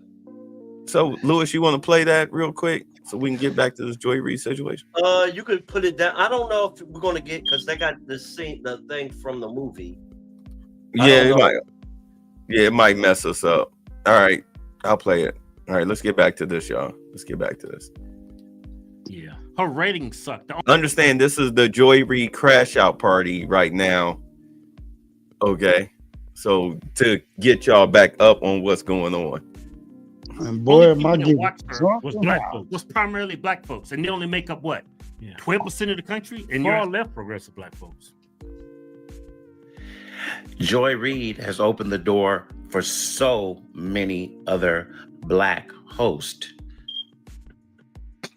Tiffany Cross. I think she closed the door for a lot of black people. Gave her a show, and because a white man said something and she battled back against him, basically. Hey man, how long is this dude gonna go? Y'all took her show. Relax. This is why I always say we need our own network. You do, BET. That is 100% African American owned, because Joy Reid needs a space where she can say exactly what she wants to say without having to wonder if she's going to be censored. Because she's been saying whatever she want to say for I don't know how many years. She lost her show because her ratings suck, and she's a liar. Yeah, her commentary is always racism. Yeah. She called Trump and his administration Hitler. Yeah, that woman cost y'all the election. She's one of the women that cost y'all election. That same ideology, that same nonsense she was spewing every day. Yeah, people hip to what y'all doing on mainstream media. Y'all just lie. I thought this was free speech. She educated a lot of folks. He doesn't know what freedom of speech means. He don't know what education means. He indoctrinated. Roy indoctrinated y'all. Roy Reid. Not Joy Reid. That's Roy right now. including me. She helped me to really see the importance of watching some type of political news so that you are not so far out from what's going on in the real world. It's a sad day. Yeah. Sad day. Don Lemon is gone. Thank you. Joy Reid. Thank you. This message is for Joy Reid. I just heard that MSNBC just canceled your show. Please tell us where you're going to be. We will follow you, whether it's YouTube, some other platform that we don't even know about. You tell us where you are and we will support you. Go support Joy Reid. She is out here telling the truth. MSNBC, count your days, folks, because you just lost a real one. Joy Reid, wherever you go, we will follow you. You let us know the platform and we will be there to support you. You know, it's funny when she goes to that new platform, especially YouTube, you're going to see how she sucks. Her views are going to suck.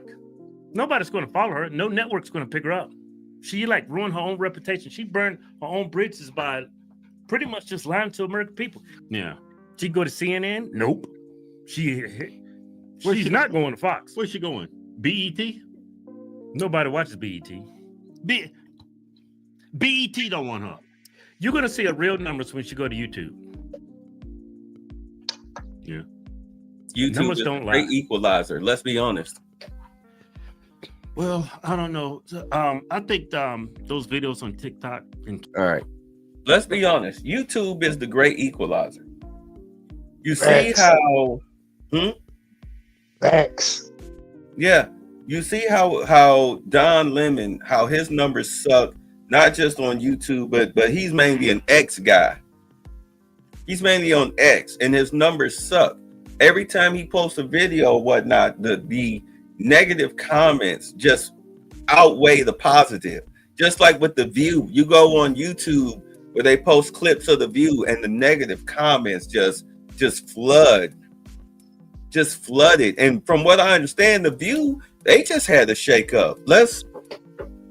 And do understand, these are the reason why I'm posting this, and then what I'm about to post next, because these are the people that the Democratic coons, this is what they listen to. Now, I'm not a Hodge Twins fan, and I'm not insulting them or anything like that. Like, occasionally, they might post a story that I might find interesting, because they are comedians, let's be honest.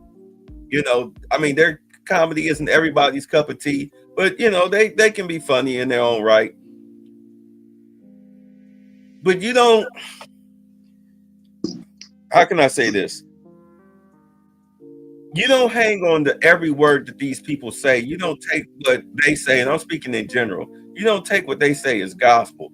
That's why I can agree, as you saw tonight, and y'all saw yesterday and other days or whatnot, we can agree to disagree without getting into an argument because we're not a monolith, correct?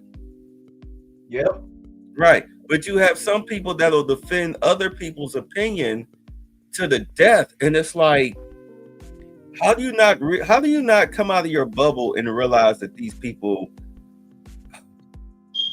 that they're not correct?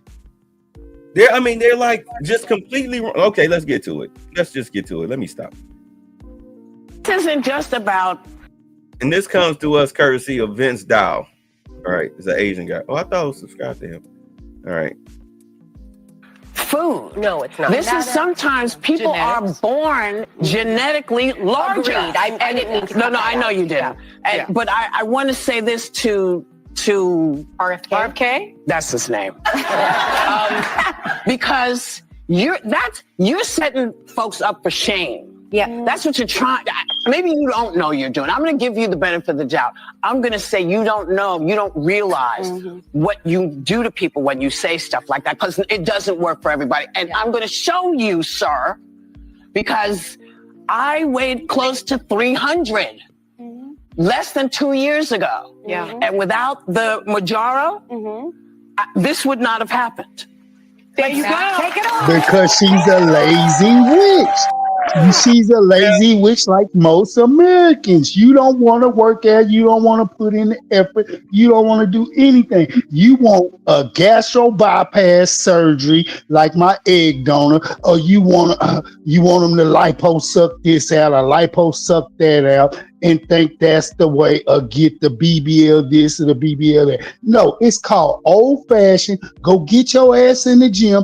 Go sweat, go work, go run around a goddamn track 5 or 6 laps a day, do some push-ups, do some sit-ups, do some exercises, and work out. But no, because y'all want to say, I'm morbidly obese this, I'm morbidly obese that, oh, it's my metabolism, oh, it's my thyroid. This gives you the excuse not to do anything and just think, oh, a doctor can fix it, a pill can fix it. No, you're just freaking lazy. That's all it is to it. So guess what, Whoopi? I feel nothing. Nothing. What you know what? I mean, you summed it up, but basically what she's saying is she's against RFK. I mean, I'm gonna let the segment play, but I just want to say that she's against RFK being in the position that he's in because he wants to take the drugs and chemicals out of the food, drugs, chemicals, and preservatives and additives and whatnot out of the food. And if you look at the side-by-side comparison between food in the UK and Canada that we get here in America, like our ingredients, you can see it on like the whole thumb, but their ingredients is like the first pinky knuckle. It's natural ingredients for the most part. That's why Americans are larger and fatter. You wonder why black women are very heavy. It's because of their diet. They eat a lot of empty calories, potato chips, soda pop, fast food, junk food. All right. They eat a lot of garbage, a whole lot of meats, not a lot. And the stuff is just filled with chemicals, hormones and chemicals and whatnot. And RFK's whole job is to reduce that, which would also help the healthcare industry, because if you're eating healthier, you're not getting sick a lot. Cancer suddenly drops. Diabetes suddenly drops. Okay? These things, all of these health problems that we get because of our diet, they drop. All right, guys. Well, today we got to give you a very interesting update on the high IQ, totally intelligent, definitely not stupid, PhD award-winning Nobel Prize scientists, otherwise known as the ladies of The View. That is right. And apparently things are not looking so good over at that TV show. Essentially what is happening here is The View is imploding from within, and there's a lot of internal drama. There are mass layoffs. And first of all, I just cannot imagine why. Like, what possible reason, guys, could there be on earth as to why The View is having problems with legal issues as well as ratings, right? Nobody's watching the show because, I was just under the impression that obviously the ladies of The View are just so stunning and intelligent. Like, who could possibly not want to listen to Whoopi Goldberg talk about politics? I just don't understand it, because when it comes to an issue like, let's say, Donald Trump, right?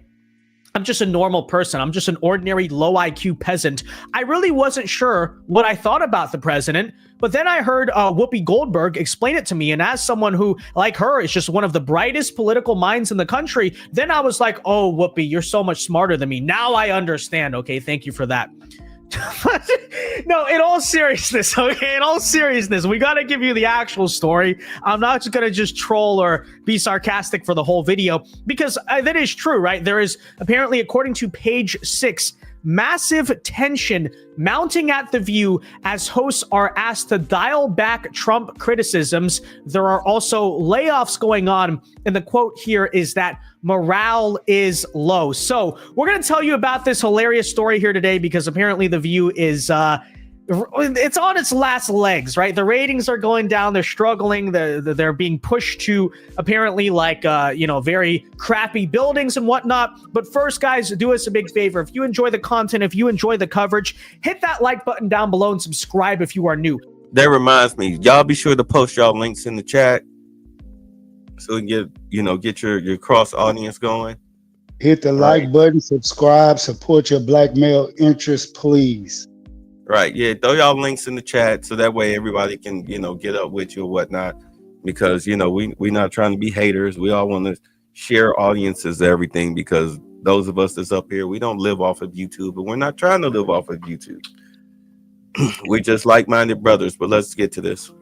And why should you subscribe? Well, look, guys, I understand I'm not like a bright political mind in the way that Whoopi Goldberg is just so enlightened, but nonetheless, I'm trying my best, okay? I strive every day to be as brilliant and just articulate and as genius on politics as Whoopi. So help us get there by hitting that red button. No, but in all seriousness, I mean, guys, Whoopi Goldberg's just so amazing. She's a professional firefighter. She's a scientist. These are all things she's implied, by the way. She, is also a working class American at the same time. She knows how we feel. I mean, she's just such an amazing individual. I just feel so sorry for her. I'm like, what are we going to do? What are we going to do without The View, guys? How will democracy survive without Sonny Hostin and Whoopi Goldberg? Unbelievable.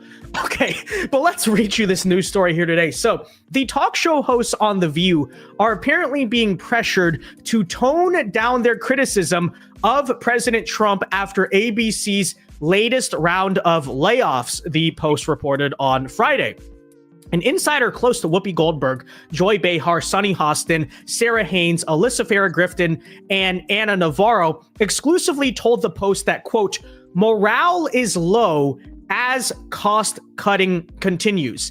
Now, what is going on here? I think these two stories are actually combined. So on one hand, the ABC bosses are telling The View that they have to stop being so Trump deranged. And on the other hand, you're seeing mass layoffs. Well, I think there's multiple angles here, but the first thing we obviously cannot ignore is that it seems to me that The View is basically bracing for mass legal trouble, because essentially what goes on here is they go around and slander people all day, and then you have Sonny Hostin, as I'm sure everyone has seen, on like several different shows, is being forced to read legal notes like this. And I have to imagine, I don't know, maybe there's a connection there, right? How could you nominate someone with allegations of child trafficking across state lines and having the 17-year-old? My understanding further on in the interview, they discussed the fact that once he finds out that she's 17, he stops having sex with her. Sonny, you have a legal note. I do have a legal note. Thank you, Whoopi. Matt Gaetz has long denied all allegations, calling the claims, quote, invented, and saying in a statement to ABC News that this false smear following a 3-year criminal investigation should be viewed with great skepticism. That DOJ investigation was closed with no charges being brought. I have a legal note. A Trump aide said that the former president was not claiming that he was going to seek retribution against his political opponents, but attempting to make the point that a new precedent had been. One quick second. Jibber jabber, yeah, they never filed a case. They didn't have a claim because she never named them directly. So there was no case. Eddie's doing this to me. Had been set by the Biden Department of Justice. So I don't know, just to be clear, I'm purely speculating here, but it does seem on one hand like there might be a little bit of a connection there, right? The ABC bosses are saying, look, stop being so Trump deranged, stop being so insane and delusional, because we keep having these problems and you might cost us with a lawsuit, right? So is that what is going on right now? Is The View basically bracing for potentially being sued? And that's also why they're trying to cut down on costs, because they're like, hey, we might have to foot the bill for something very bad right now. And the show, again, is just like basically on its last legs. They're in major trouble. Who knows? But it is worth noting that the business, the network that owns The View, ABC, recently had to deal with this exact issue over at George Stephanopoulos. So I don't know, maybe they're thinking the same thing might happen here. We have breaking news. ABC News and George Stephanopoulos have reached a settlement with President-elect Trump in his defamation lawsuit. The network agrees to pay $15 million as a charitable contribution to Trump's presidential library.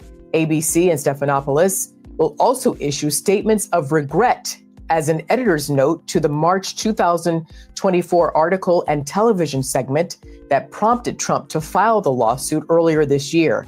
Trump sued Stephanopoulos after he asserted in an interview that Trump was found, quote, liable for rape in a civil case, despite the fact that a jury actually determined Trump was liable for, quote, sexual abuse, which has a distinct definition. So who knows? Maybe the legal issues have something to do with it. But of course, let's also not ignore the obvious elephant in the room, which is the other reason they're facing layoffs is simply because the ratings suck, right? Nobody wants to watch The View anymore. I'm frankly astonished that the show even manages to still be on the air. But, you know, with declining ratings, you obviously have to cut back on costs. And I just once again reiterate, I just cannot imagine why more of the American public does not want to sit back and listen to such high IQ, brilliant, and insightful political commentary such as this. It's just so sad. It's just unbelievable.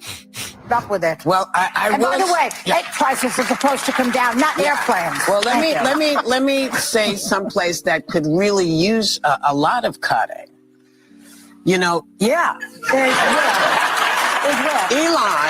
has very many, what do you call it? Government contracts? Yeah. I think, because I don't remember, maybe y'all heard it, but I don't remember looking for an armored car.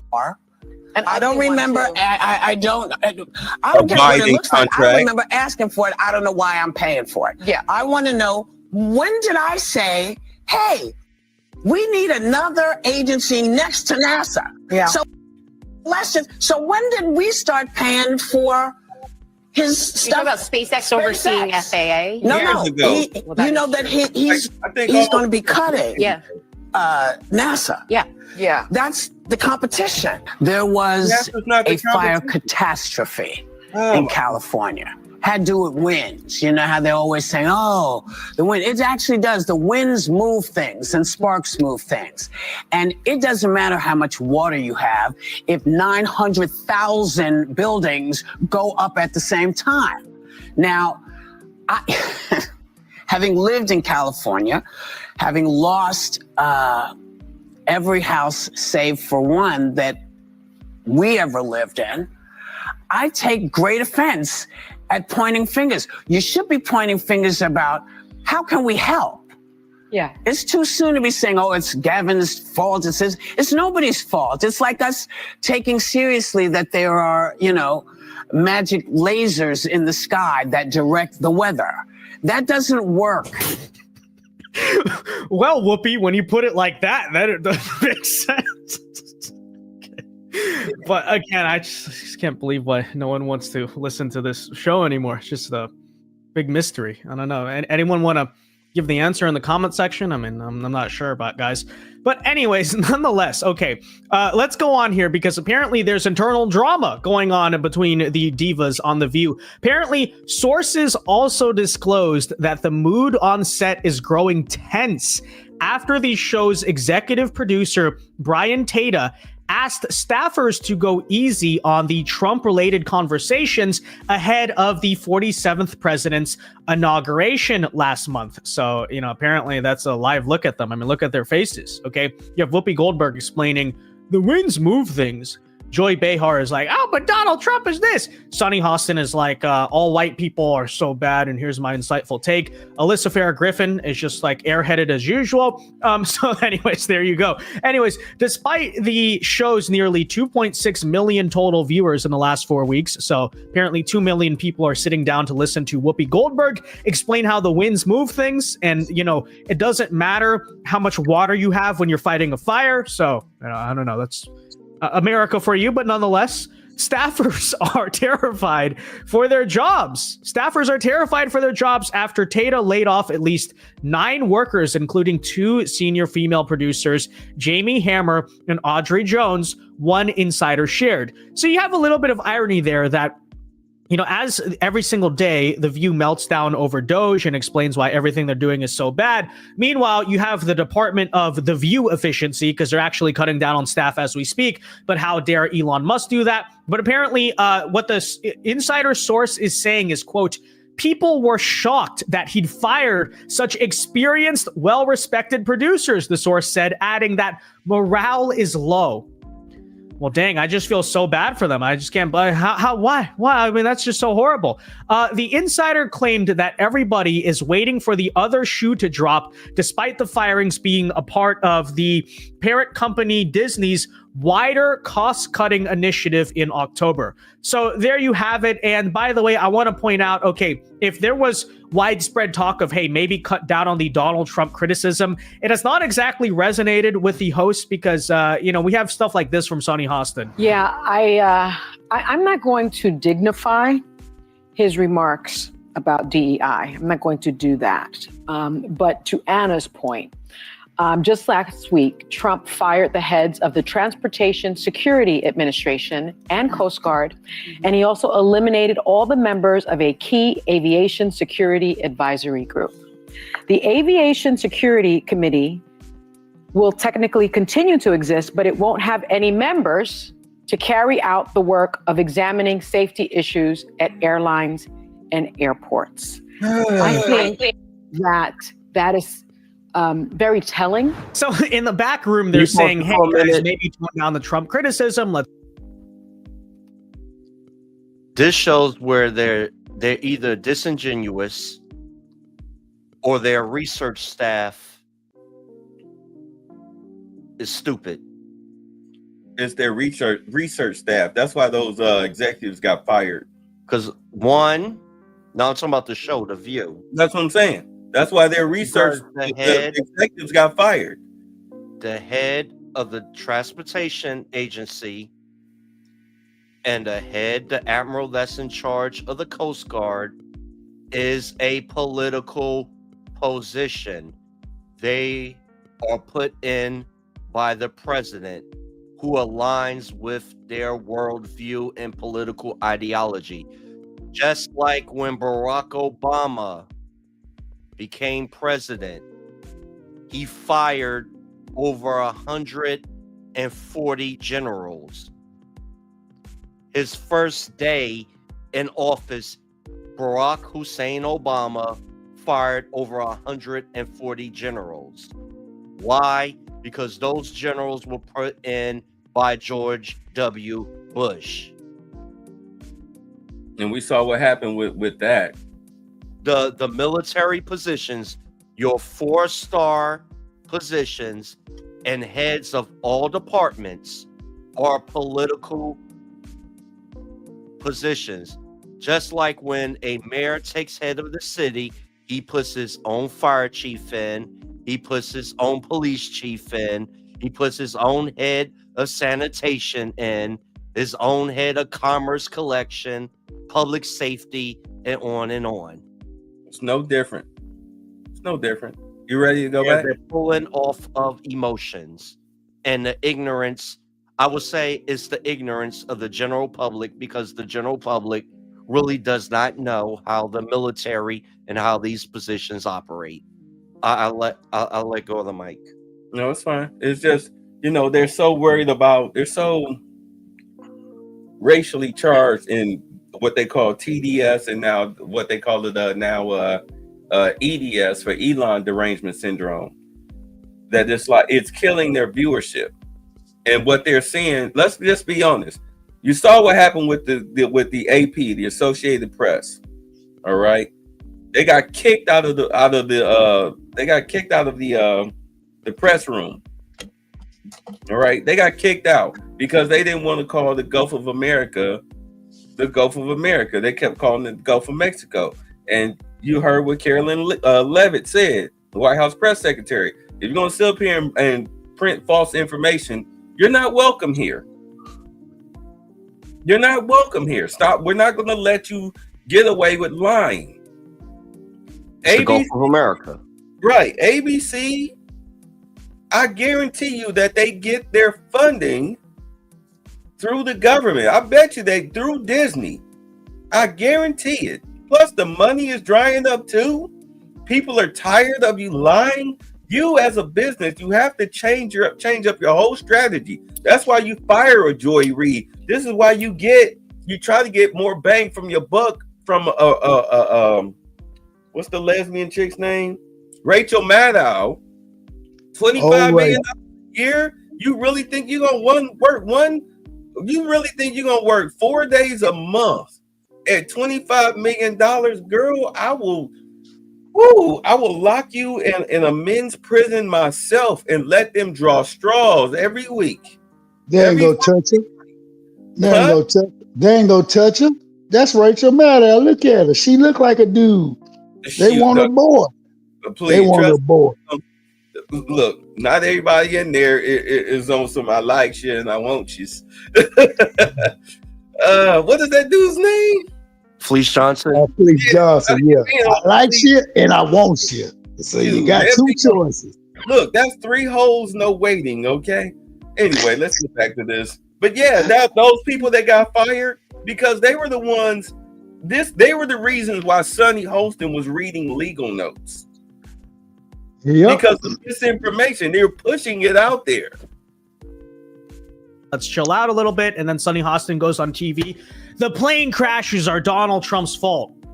So they're doing a great job. I don't know. You might have to read a legal note about that one, Sonny. But nonetheless, meanwhile, the Post has learned that the show's co-hosts are disgruntled over the fact that they are sharing a studio and dressing room with Tamron Hall's show in ABC's new headquarters. Okay. An insider close to the situation said the ladies of The View are unhappy that their guests have to share a dressing room with the other show's guests and that the set must be treated as a shared space. So essentially what's happening here is just complete divas, the Hollywood mindset of like, how dare you, do you know who I am?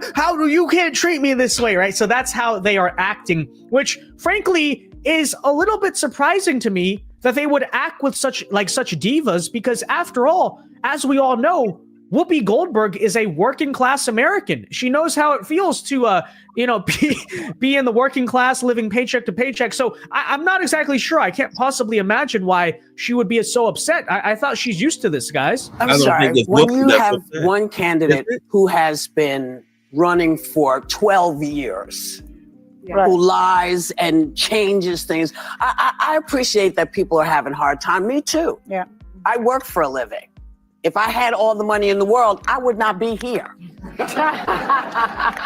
Okay? So I'm a working person, and my kid has to feed her family, and my great-granddaughter has to be fed by her family. I know it's hard out there, but I also know that there are a lot of things that we just said, no, I'm just going to go this way. Right. And a lot of that is also what happened. I love what she did. Yay. So wait, is Whoopi saying that her Sister Act money and Ghost money ran out? Oh, of course it did. That ran out years ago. She's still getting those residuals from Star Trek: The Next Generation. Who the hell is... Well, you know what? Them residuals, they're like something like $75. Star Trek? $20. Yeah, because Star Trek is a dead franchise. They killed that franchise. It's a dead franchise now. That's why they're trying to sell. I think, who are they under? Paramount. They're trying to sell Paramount to this company. And wasn't she on the new one, Picard? I don't know, because it's a dead franchise. But they're trying to sell the franchise in order to get rid of the Alex Kurtzman contract, because he's the one that's killing it. So that in order to get rid of his contract, you have to sell it, and then you can fire him, even though you have to give him a buyout package. But it's just easier to give him the buyout package and try to revive the franchise. Same thing with Star Wars. It's in the same shape, if not worse. It's in the same shape, if not worse. So residuals, them residual checks, man, please. People find that money in their couch. We talk to people all the time. Yeah, so I mean, literally, she's literally a working class American, Whoopi freaking Goldberg. So, she understands how you feel, but allegedly she's mad that she has to share the room with another show. Oh my, I just feel so sorry. She's a working class. The struggles of everyday working class Americans, guys. She's so ridiculous. But yeah, you listen to imagine. I cannot imagine the work environment is very good in a place where the employees are Whoopi Goldberg, Anna Navarro, Sunny Hostin, Alyssa Farah Griffin, Joy Behar, and whoever the rotating other people are. Like, just wow. You mean to tell me that it's like a firecracker and they're never going to get along eventually and there's going to be issues? So, I'm just shocked to find that out. Anyways, staffers therefore cannot leave their belongings. So anyways, further anxieties. The shows have allegedly been quarreling over taping schedules, which are sometimes known to overlap. So essentially, like, to sum it up, what's happening here is ABC is moving The View to almost the ghetto, right? Like, hey, you guys are not important enough. You have to share a set. You're not being treated like A+ list celebrities. You're only like A- list, and they're just very upset about this because, again, there are a bunch of entitled divas, and there's this whole apparently drama about all of that. As Page Six previously reported, ABC News has moved the majority of its shows to New York City's downtown Hudson Square neighborhood, dubbed by staffers as, quote, no man's land. So they're like, wow, we're only in downtown New York City. I don't know Hudson Square. Okay, I haven't been to New York that many times, but it's just like, oh my gosh, the horror of this, We're not in the middle of Manhattan, Times Square. I'm not sure.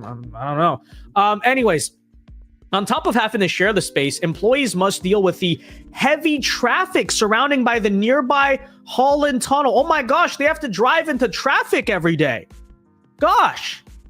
But I thought they're working class Americans. They should know all about this. It should not be surprising, but apparently that's the horror. The morale at The View is low because people have to drive in traffic and they have to share a studio. They'll get over it. She knows how. Whoopi Goldberg knows just how you feel. Okay, those of you out there that I don't know, maybe you lay pipes for a living, you're welders, whatever it is. I mean, isn't that so relatable? You're just like Whoopi Goldberg, literally.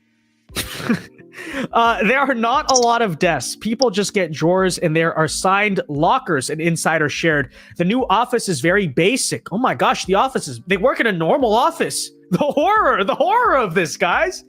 There isn't enough space or offices. There are no executive suites, just regular sized offices. Oh my gosh, guys, there's no executive suites. This is why morale is low at The View. They don't have executive suites.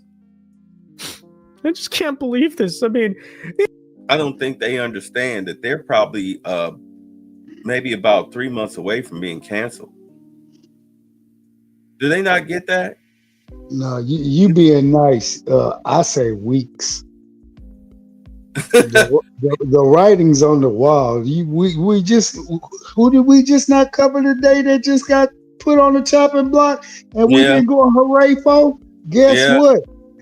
America is sick and tired of these entitled DEI helpers. Period. They're done. They're done. They just don't know that they're. I mean, let me fast forward. I understand he's giving his opinion, but let's fast forward a little bit. Have had to be more cautious about the way they discuss politics when it comes to Trump. Last month, apparently, one person said she fell out of touch with her viewers because she and her co-host did not vote for Trump. You got Alyssa Farah Griffin going on to cry, and I don't know. There you have it, guys. That's a situation over at The View. Says Griffin, a former Donald Trump staffer who ended up endorsing Kamala Harris in 2024 presidential race, also clashed with Goldberg when she tried to convince her to be more open to engaging in conversations with the other side. Democrats have to be willing to go to uncomfortable spaces, Griffin said at the time, and to agreeing with some of Trump's policies. Because in all honesty, the Democrats, they're speaking about, some of them in their leadership is saying, hey, we need to go on conservative shows in order to try to win over some of their audience members.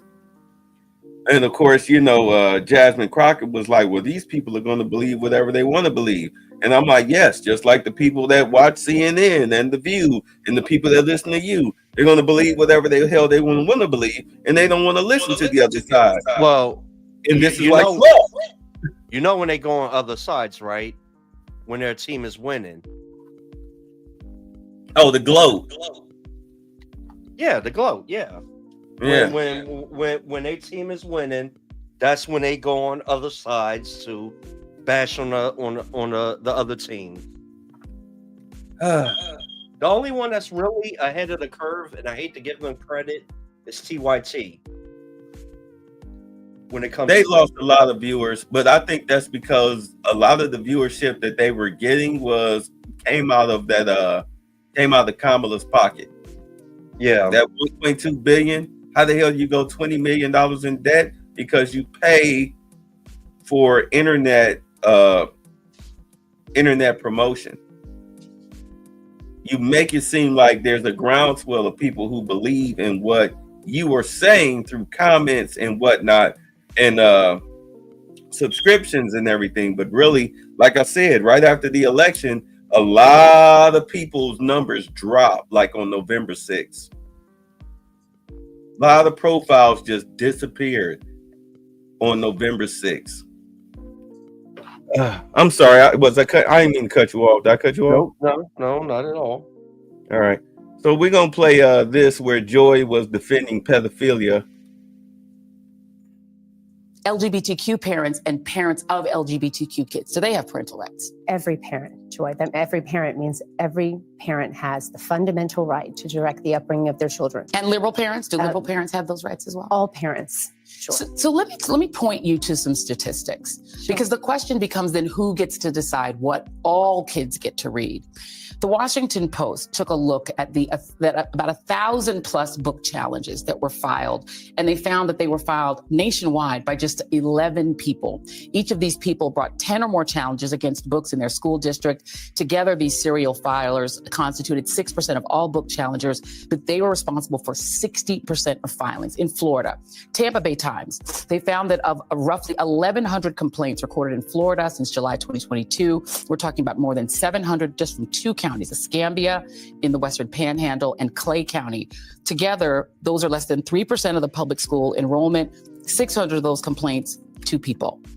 Why should 13 people get to decide what books tens of thousands of children get to read? Well, I'm thinking it's probably because those 13 people saw what some of the content was in the books. I mean, explicit, graphic, sexual content. And I'm happy to talk about some of that content if you'd like to. Well, this is the question again. The books that are being banned, I want to give you just no books are being banned. Hold on a second. Well, no, Joy, but I want to be clear. Uh-huh. No one's banning books. Write the book, print the book, publish the book, put the book in the public library, sell the book, right? We're talking about a public school library. Mm-hmm. Children don't have unfettered access to the internet at school. Mm-hmm. I did a FOIA records request, and I wanted to see what kinds of internet sites are banned in schools, if we're going to talk about banning, right? Mm-hmm. And the subject matter in the books that moms are concerned about are the same things that kids don't have access to on the internet. So it just feels very hypocritical, right? No, why is no one out there protesting for, free the internet in schools? Let me give you an example of some of the books that have been removed from shelves as a result of the activities of organizations like Moms for Liberty. We're not going to talk like Moms for Liberty. We're going to talk specifically Moms for Liberty. Absolutely. So I'm happy to have this conversation with you, Joy. Absolutely. But we're going to be specific about the actions of Moms for Liberty. Oh, 100%. Because I can't be possibly responsible for every single parent in But America, your organization is the lead. You're the leading organization that's doing this. You have chapters all over the country, and other organizations are following your lead. And PEN America has they have posted the list of books that have been removed from shelves as a result of these activities. Let me just read you a couple of them. Anne Frank's Diary of a Young Girl. Mouse, which is a book about the Holocaust, a graphic novel. Genderqueer, a memoir. All Boys Aren't Blue. Beloved, Martin Luther King Jr. and the March on Washington. Ruby Bridges Goes to School. Slaughterhouse-Five, The Color Purple, Forever by Judy Blume. I could go on. These are books that are not only popular, in some cases are classics. Toni Morrison's The Bluest Eye. Let me give you an example. Well, I'd like to answer your question. Please do. Yeah. Yeah. So you just mentioned a list of books. And so Moms for Liberty doesn't have like a national book list. There was never a list of books that we put out and said, parents, be concerned about these books, right? We didn't do it because we want our parents to be effective advocates. Mm-hmm. So when moms are going into the libraries in the schools, when they're seeing what their children have access to, when they go to speak to the superintendent or the principal, they have accurate information, right? They're And where are effective they getting their advocates. information from? You can just go online to a catalog Well, in your Sam, children's babe. library, and you can see what Without books are reading the available. books. What is one moment. What is booklooks.com? I'm aware of a website called booklooks.com where parents can go and see some of the books that other parents are concerned about. Booklooks.com has been used in Florida extensively in counties like, I used to live in Broward County. I lived there for 14 years. Okay. In counties like Broward, counties like Clay, counties like Escambia, Moms for Liberty activists are using booklooks.com. And it's essentially a cliff notes for books. Yeah. So you go through without even having to read the book. I'm going to just hold it up so our audience can see what it looks like. This is the one for All Boys Aren't Blue, which is one of the books Moms for Liberty has pushed Everyone to have should removed. go and see the content in this book. That's such a good idea. And so what Joy. happens is you can do keyword searches and find certain keywords. Like rape. You can find or anal rape or dildo. You can find Those- all those sorts types of of keywords. words. But like, wait, so hold on, the- wait. Let me finish my question. Okay, Then great, you can answer. sure. I'm going to give you time to answer, but I got to Okay. ask you first. No, yeah, I got the And so question. what you find is the keywords that you find, the N word, anything, words like you just used, then you'll get out of context passages from the book. And then based on that, Moms for Liberty members are going to places like Broward County School Board meetings, reading out of context passages from these books, and then demanding that the school board remove them. So what's that is the way. question? Yeah. The question I'm asking is, what is the expertise that you have and other Moms for Liberty advocates have to decide that a book, an award-winning book like All Boys Aren't Blue, isn't appropriate for students to read? What is your What a expertise? tragic story of a young man who's anally raped by his adult family member. So you have incest, rape, pedophilia. Right, Joy, bitch. you said you'd let me Yeah. answer, so I'm going to answer Please for do. you. In what context is a strap-on dildo acceptable for public school? That's my question to you. Tell me what the context around the strap-on dildo or the rape of a minor child by a teacher. Hold on a second. No, wait, we're hold talking on. about No. public school. One moment. All right. So now you've asked me questions. Sure. I'm going to answer it. Okay. Well, who is the main character? What's the name of the main character in All Boys Aren't Blue? You're asking me right now. You just to gave name- me very specific information about this book, so you're presenting yourself as somebody expert. It's the gentleman. Hold the on. main- Who's the main character in the book? The main character is the author. What's his name? George, I believe, is his first name. Because you're giving me very specific information that is. You're presenting asking me to yourself as an remember the expert. name of an author. You the just name of the remembered author very doesn't. specific names. Joy. Here's my We're question. talking about Here's my strap. question. You didn't answer my No. question. I'm going to answer. Your Great. question. I would love to hear that. Absolutely. Well, I'm interviewing you and you're not interviewing me. So let's just make sure it's a conversation. Okay, great. So what I'm saying to you is that as you are not an expert in this book, I don't have to hold be on. an expert to know hold that on a second. dildos aren't One appropriate moment, for public one moment. school. I mean, this come on, let's get book real. is a full context story, as you said, of the author's experience. Why is it your right or a Moms for Liberty activist's right to say that a parent who wants their child to have access to this book, which gives a personal experience of this author, why doesn't a liberal parent, for instance, or a parent of an LGBTQ kid, why don't they have a right for their child to just have access to this book? Why is it your right to say they can't? So again, we're talking about incest, rape, and pedophilia. And Joy, you each said you parent, let- Joy, you said you let me answer. Each parent has to decide what is appropriate for their child to read. So I want you to answer. I'm going to ask you let's one more have a- time. Right. What is your right to tell a parent who wants their child, who might feel seen by this story?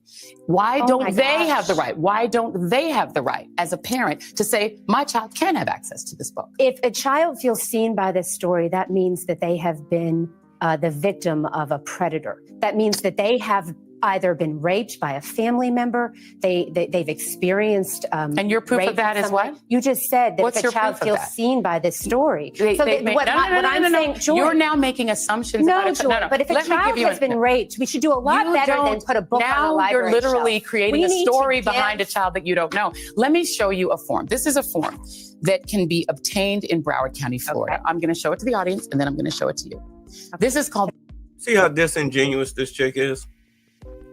The both of Yeah, but well, you have to understand what that book is about. That book is about, as the lady said, child rape, and how the book actually has visual, graphic illustrations of anal sex.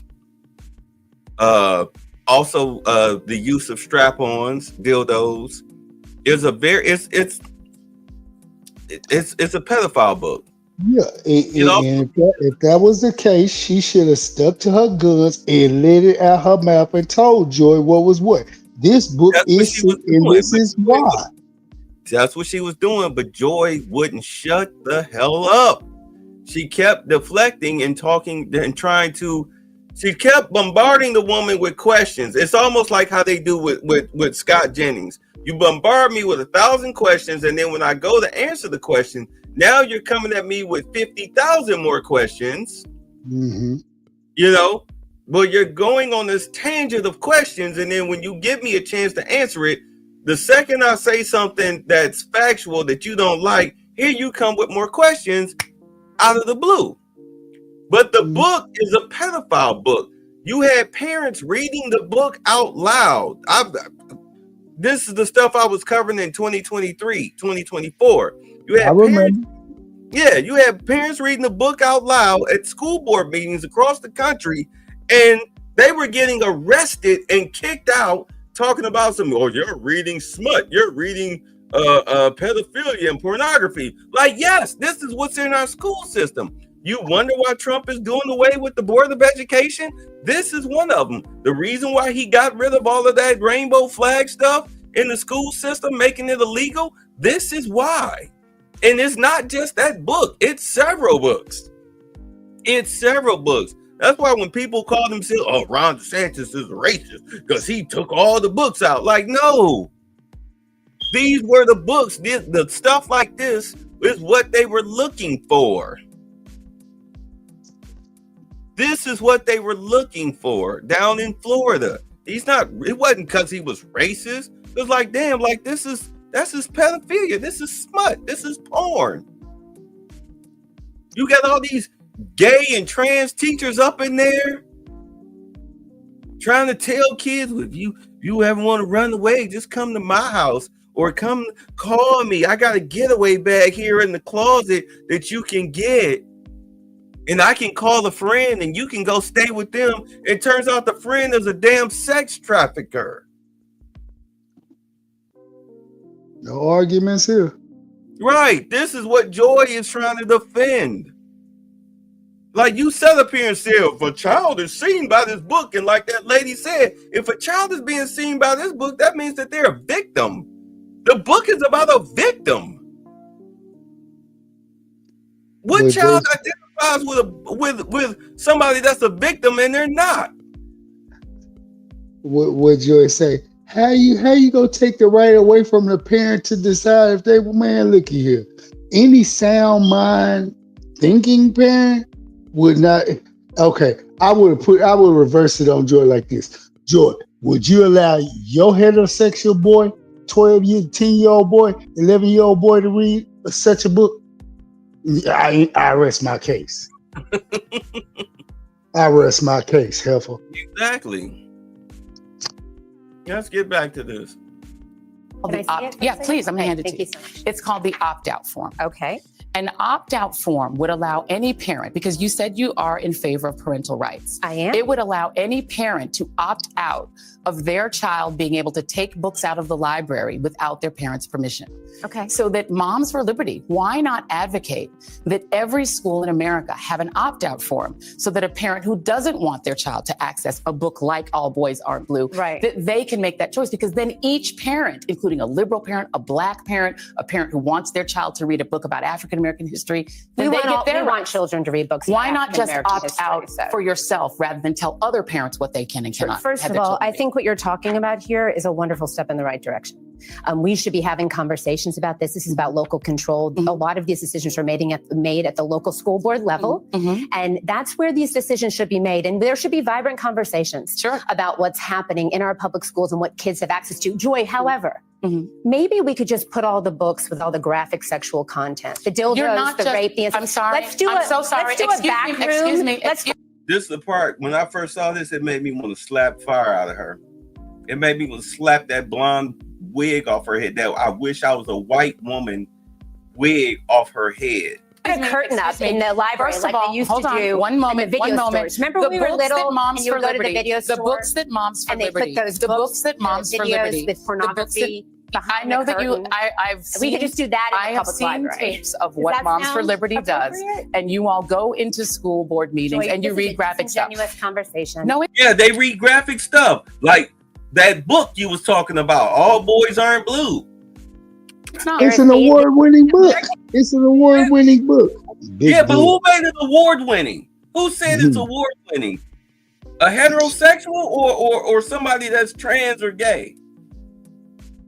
The government under the Biden administration, which was full of these people? You got congressmen and senators stealing women's luggage, coming to work in heels and a skirt with lipstick. The guy that RFK replaced, looking like a straight up Karen. Aren't I pretty? No. I used to understand that there was something called age-appropriate content. Right, and here's my question again. Again.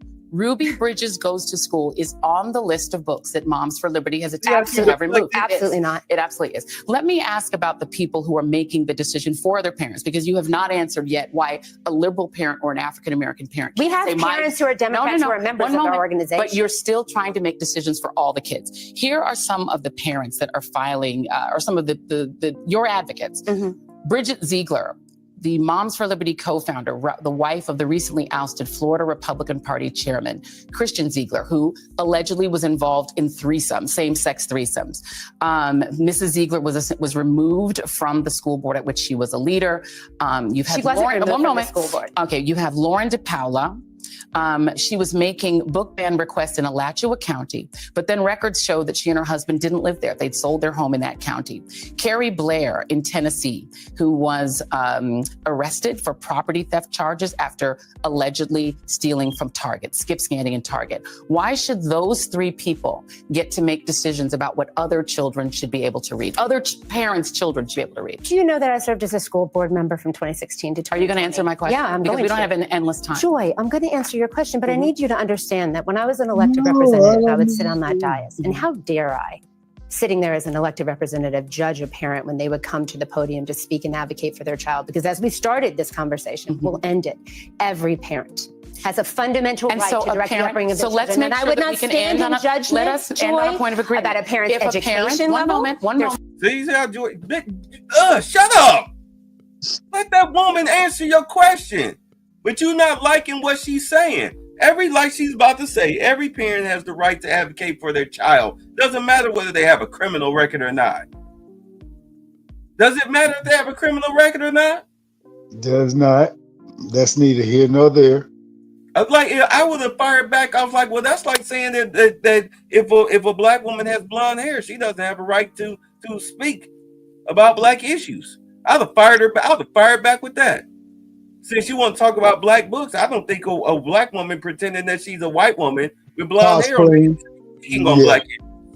How about that? With blonde hair.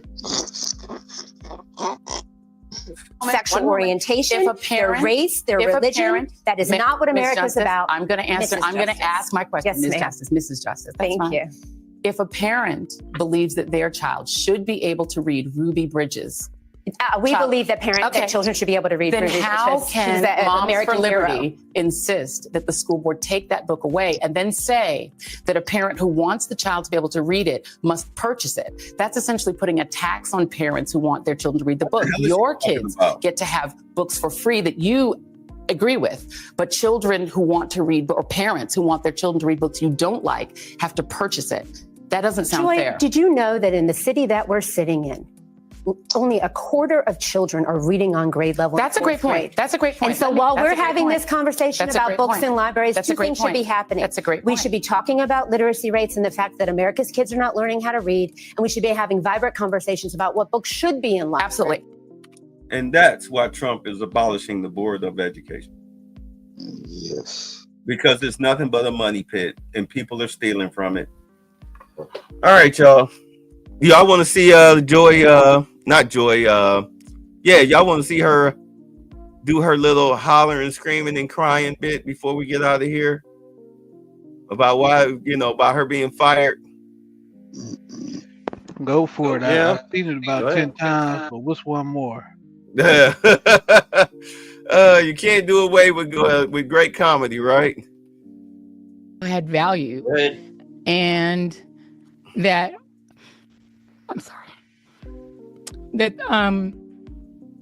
that what I was doing had value. And in the end, I'm sorry, I try not to cry on TV. And I take this is kind of like being on TV, so I apologize. Them crocodile tears And mean then nothing. it mattered. I see Karen is there, and she's been texting me as well. And so what I will just say is that in the end, thank you. Here you go, baby. Where I land is that the moment of guilt that I felt, that I went hard on so many issues, whether it was the Black Lives Matter issues of a young baby or a mom or a dad that was killed, or when we opened up people's eyes to the fact that Asian Americans were being targeted and not just Black folks, or went hard for immigrants who've done nothing but come to this country like my parents did and try to make a life and defended them, or whether we've talked about what the president is doing that is subversive to the Constitution, that is injurious to our liberty, defending books that people find inconvenient, that Nicole Hannah-Jones put into our spirit, that we need to understand 1619 as the real founding of this country, whether it's talking about any of these issues, and yes, whether it's talking about Gaza and the fact that we as the American people have a right to object to little babies being bombed. And where I come down on that is I'm not sorry. One thing I'll just get a little emotional about is it does, as a woman, feel pretty. I feel like the humanity of women and their rights. But yeah, I mean, the white woman fake crying thing, I could do it too, but and then you just turn it off. No one cares. And even in the face of Trump and everything that he represented, that's a tough pill. When it those things, because those things are of God. And I'm a church girl too, and those are the things that I was taught were of God. And so I'm not sorry. I'm just proud of my show. So flat out, if these are the Hold people, on. Is this the right clip? I thought this was the one where she was crying. She was crying. Yes, it is. You didn't see them crocodile tears? Look, I must have missed it at the beginning. My show had value. See? And That's why I was like, here you go, baby, because you see the tears.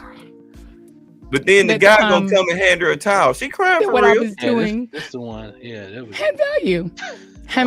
And in the end, I'm sorry, I try not to cry on TV. And I take this Can kind of somebody like, so I tell apologize. Celie to shut up, please? Somebody tell Celie to shut up. We don't want to hear it. Celie? Yeah, we don't want to hear Celie. We really don't. Look, you see, he brought her I guess that's her husband. He brought her the paper towels. He went and got the whole roll off the kitchen rack. See, that's He that didn't bring it. delicious. He brought the whole roll. That's some of that delicious black male hating tears right there. So delicious. So look, understanding that if women like Joy Reid and Sonny Holston, AOC, Ilhan Whoopi Goldberg. Yeah, these people. If these people are your leaders, if this is who you listen to, bruh, like you do not understand. We all know Al Sharpton is a race hustler. We all know Ben Crump is an ambulance chaser, race hustling ambulance chaser. We all know Black Lives Matter is race hustling. They made their the bodies, the backs of dead black men. If you're still caught in this, there is no growth, and this is your future, because nobody wants to hear this stuff. So she got onion juice on her hands to cry. Nobody wants to hear this stuff anymore. These days are over. These days are over. So look, we going on 4 hours. I'll give y'all a chance to speak. Louis, you want to go first? When y'all are done, say I pass the mic. Closing statement. You good? Yeah, I'm good. All right. Al? Man, this is a glorious, happy day, man. Glorious, happy day.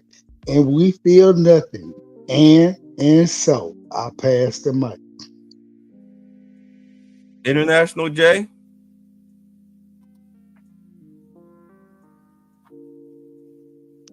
Probably sleep. It's like Charles. Well,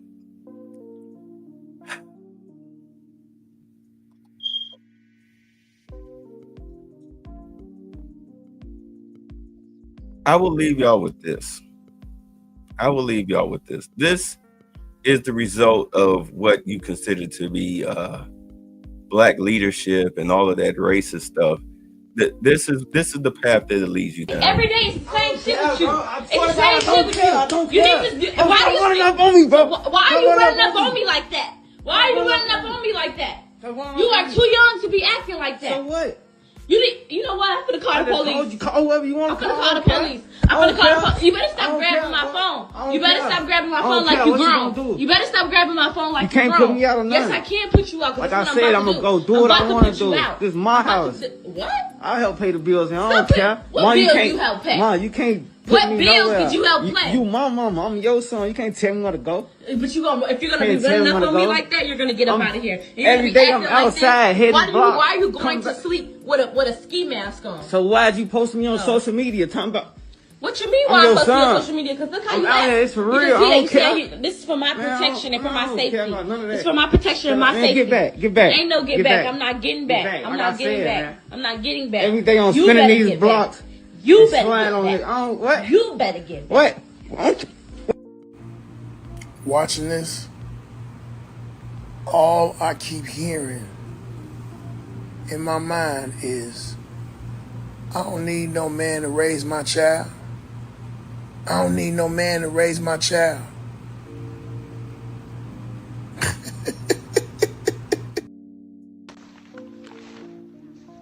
He must have given up, thrown in the towel, abandoned his sad little masquerade. I finally got to him. The power of the press triumphs.